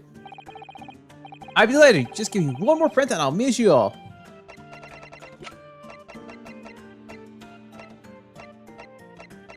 Take that! Alright. These two prints were both taken in with the same camera and Windy Banks on the night question. Yes, I see. Tell me, Mr. Lawyer. Do you know how stereographic images work? You understand the principle? Yes, well, I think so. I did have a lesson only yesterday. Left and right eye images only need to be the same.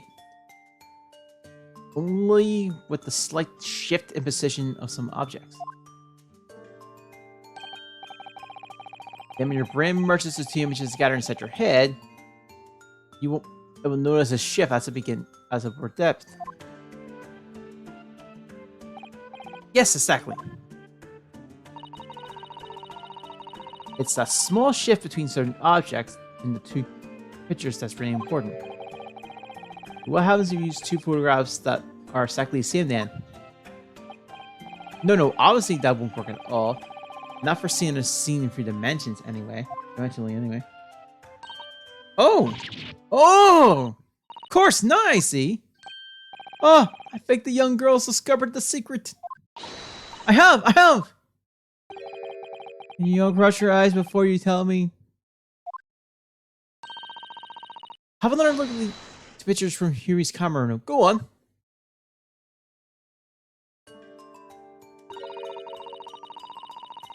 One's further back. It's further back. Can you see the obvious difference between them? Of course there is. There are 2 people in first and no people in second.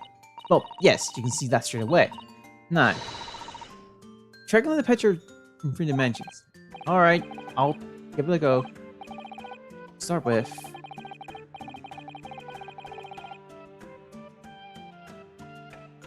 Oh, right, this was made for yesterday. With a crush your eyes, then try...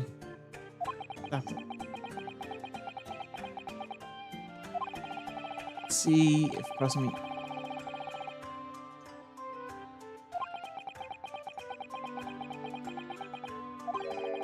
Wait.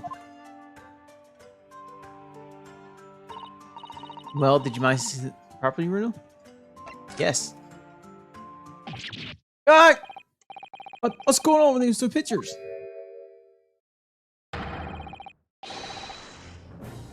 That's not what I saw, by the way. Oh, never mind. Some of those things just sort of jump out at you. Everyone has the picture! You should just... That's it you see. That's the other amazing power of stereoscopes. Other amazing powers? Is someone going to explain this? Like a magic guy? Why did those do some... These things in the counter just jump out at you like that? I think you'll find that if you consider the basic principles of the syrup, you'll find you answer your own question. Basic principles of the stereoscope? As I said before, if you try to look at two identical pictures using a stereoscope, it won't work at all. It's the slight shift in positions of certain objects that once you see the picture three-dimensionally. In other words, oh, that's moved it back. Even though at first glance it seems like the objects counter haven't moved between the two pictures, it shows that actually there may have been a slight shift in their precision.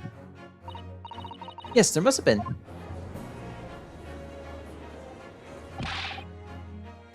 Hold fire there, sir. Gotta raise some grass of this whole cross-eyed business thing that I say. But why the devil does the shift between the two prints exist in the first place? Well, what's the answer, fella? Come on. You're the cross-eyed master. What? Me? I haven't the first idea. You know, Renault, it's quite simple. It is? Just take it step by step. The first photograph was taken at 1 p.m. Oops. Sorry, 1 a.m. Then 30 minutes later, the second photograph was taken. The position of some items in the counter seemed to have shifted slightly in the interim. That means... that means that sometime in the half-hour interval, someone must have tampered with the things on the counter. Stonkers! Someone tampered? New information. Stop. Not mentioned in testimony so far. Stop. Yes. We had to go around in a circle. In circles a little there, it seems. I'm starting to see what they should be aiming at in this summary examination now. Ladies and gentlemen, the question is now is clear. We know the items on the countertop were moved, but by whom? Are you suggesting you might know? Of course. Oh crap. Counter.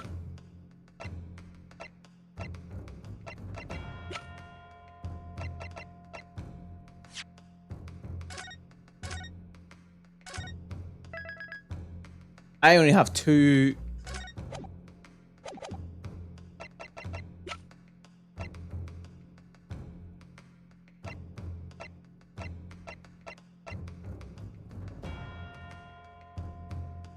Take that!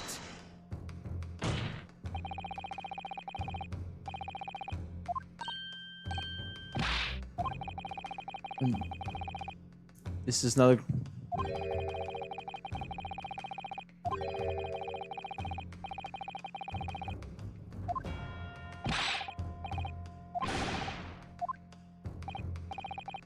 Where's it? Give me sure.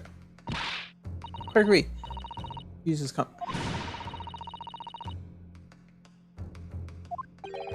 Okay. That's unlikely. Well, I think. Oh, we actually got it right there.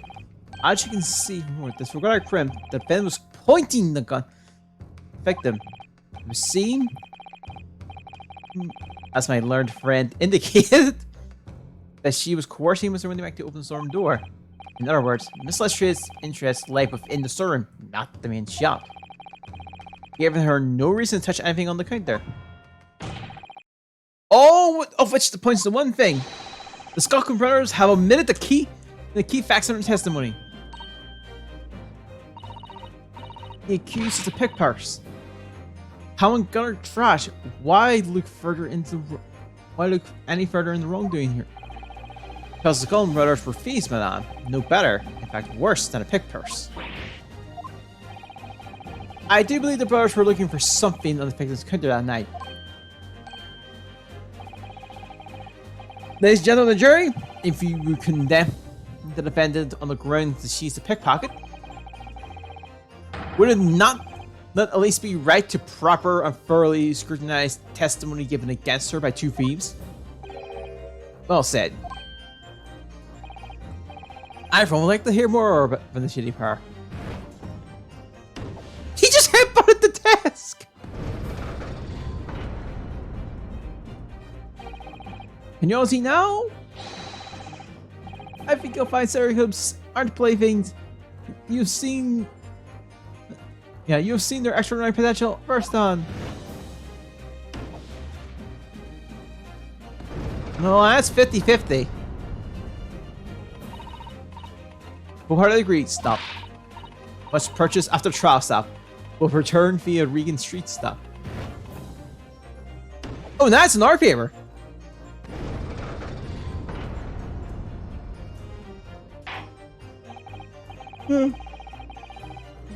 Well, I've seen the trials yet. Runs course. The ladies and gentlemen of the Grey have declared their inclination via the scales of justice. I hereby call the summer session to conclude with the balance altered in defense favor. 2 lean to guilty, 4 lean to not guilty. Accordingly, the jury is with consensus, and I order this trial to continue. Yay, well done! Oh, by the way, 1. You should know this, Bruno. You'll never know when it might come useful. Twice one's trial would be unusual, surely, but alright. Yeah, stereoscope. Let me see, get one. Roll fancy. Will instruct the witnesses of the court demand additional testimony from them. I'm sure it won't spoil the pay to do so, my lord.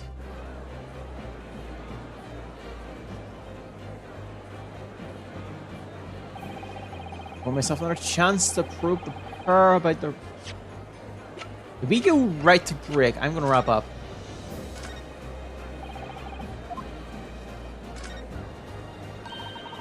You have to pop 2 print.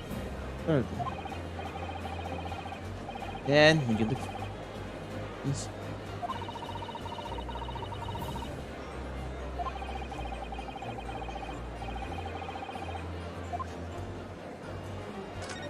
Okay.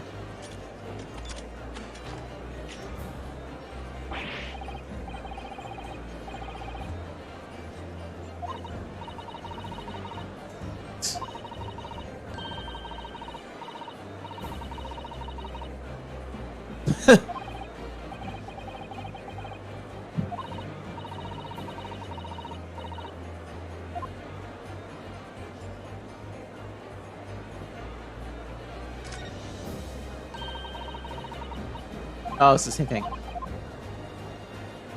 Okay, this feels important. I won't stop probing him until I can prove the genius and... Yeah, we just had to break, didn't we? Yep! I think we'll wrap it up then. We can continue this next time.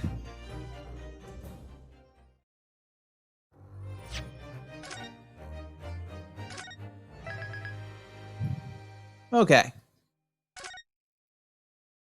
Alright, Dan. We'll wrap things up from here. Well, let's get to the next dialogue anyway.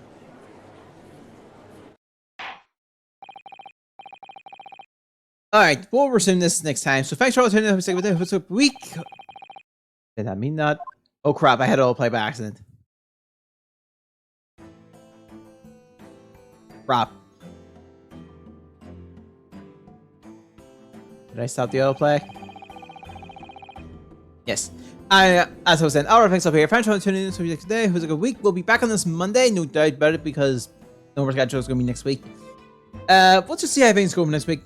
I have no idea what it's back now. So, besides that though, I'll see you all next time. Bye.